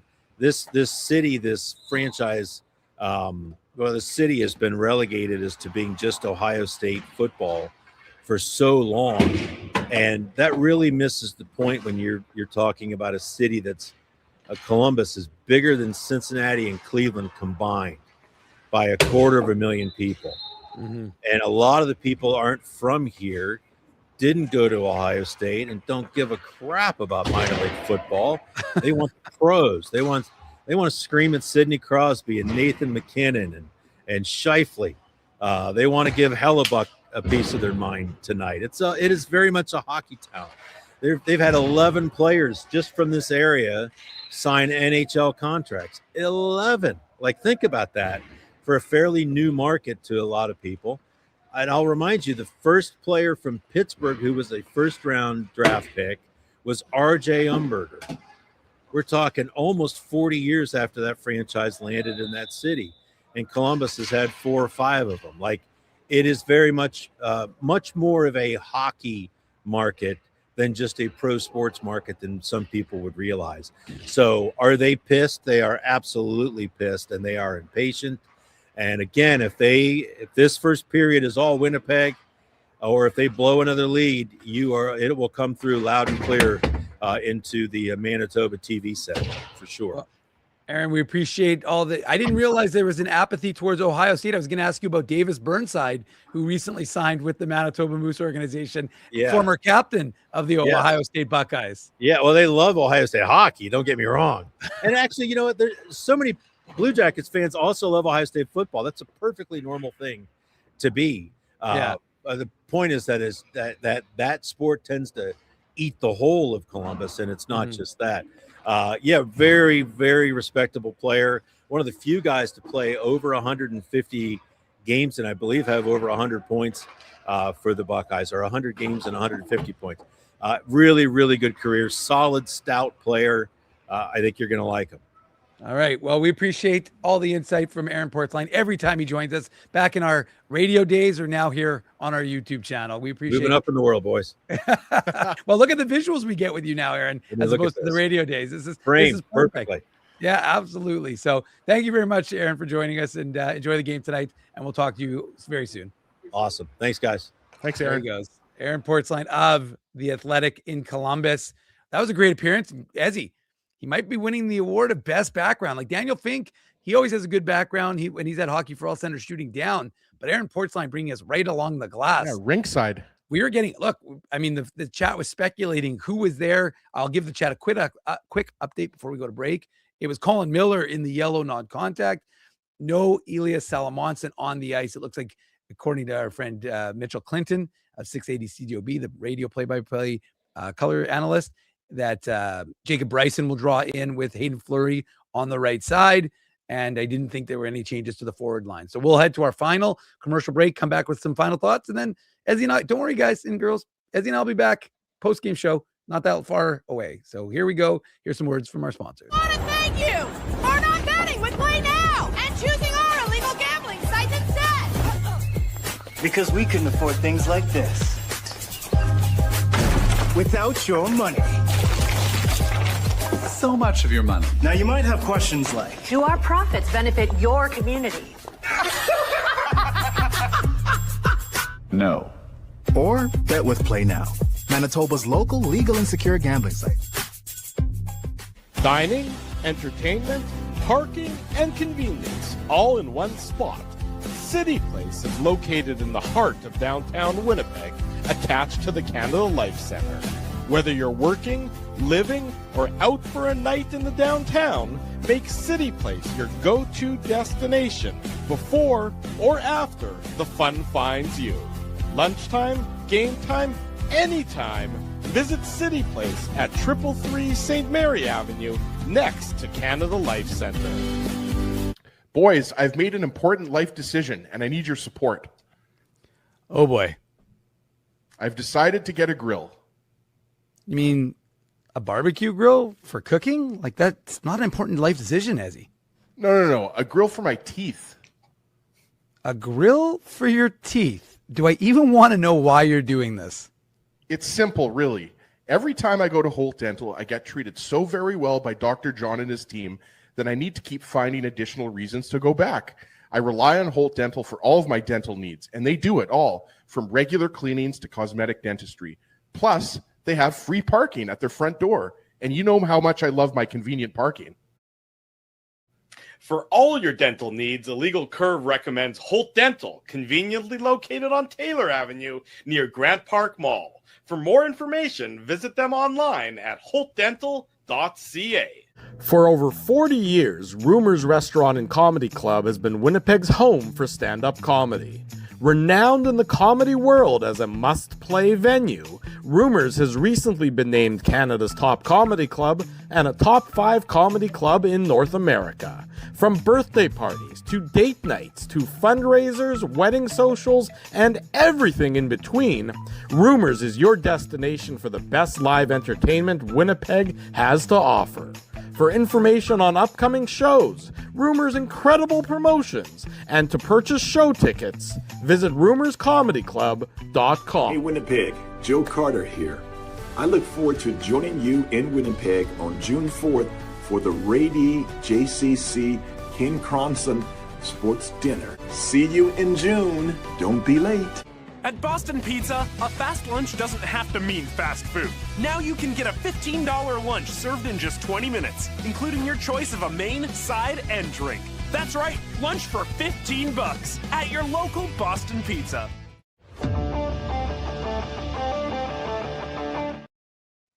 Welcome back to the Illegal Curve Hockey Show. I'm Dave Minuk. He's Ezzy Ginsberg, and I don't know where the time's flown by, but it has exactly flown by. We're almost at the 2-hour mark.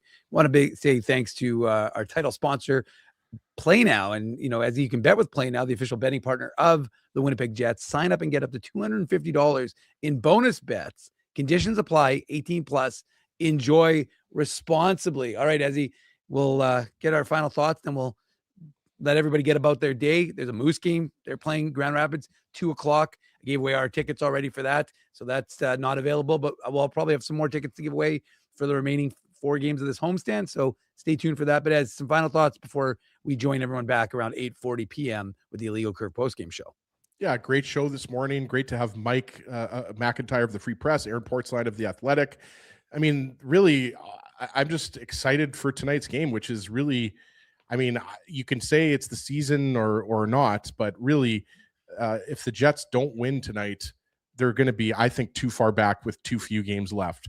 So I'm just excited to see how the Jets come out tonight in Columbus, how their start is, and also how desperate both of these teams are, because as Aaron pointed out, Columbus has been on a 1-5-1 slide.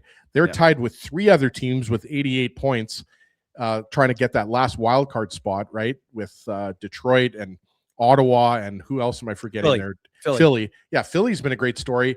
Philly's in town next weekend against the Jets. Hopefully we'll get Anthony Sanfilippo on, our good friend, who we've had on the show for 17 years. I'm sure Anthony, if we give him a shout, he's going to join us. So Philly has been a great story, but obviously, you know, Columbus trying to kind of reverse their losing trend right now. So I'm just looking forward to tonight's game. And obviously, you know, as we go forward, we're going to be talking about certain prospects being called up from the Moose and everything like that. And also, Dave, you know, curious to see how the Moose finish the season, because they've been solidly in a playoff spot for most of the season. Yep. But now they're just trying to avoid that best of 3 play-in series, right? So obviously tonight, this afternoon, a win against Grand Rapids would be huge. This Grand Rapids team is a wagon, but as you talked about earlier, the Moose were right in that game until it all kind of fell apart in the third period, right? So obviously Thomas Milic, I'm not sure if he's starting, but he definitely didn't have his best game.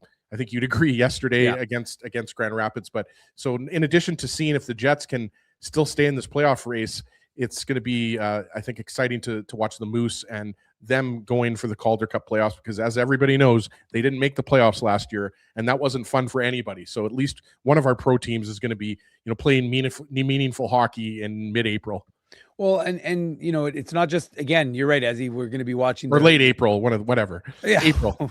In April. And look, the Moose actually have a clinching scenario today. I can't remember exactly what it is, but I think if they win combined with a Grand Rockford loss, then they'll clinch the playoff spot. So that's pretty big and pretty meaningful for the Moose.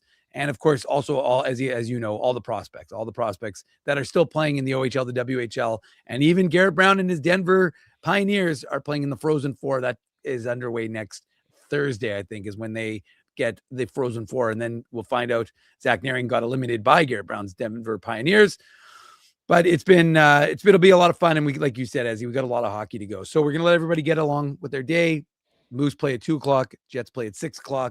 The Illegal Curve post-game show gets started around 8:40. Of course, the what's it called, Ezzy?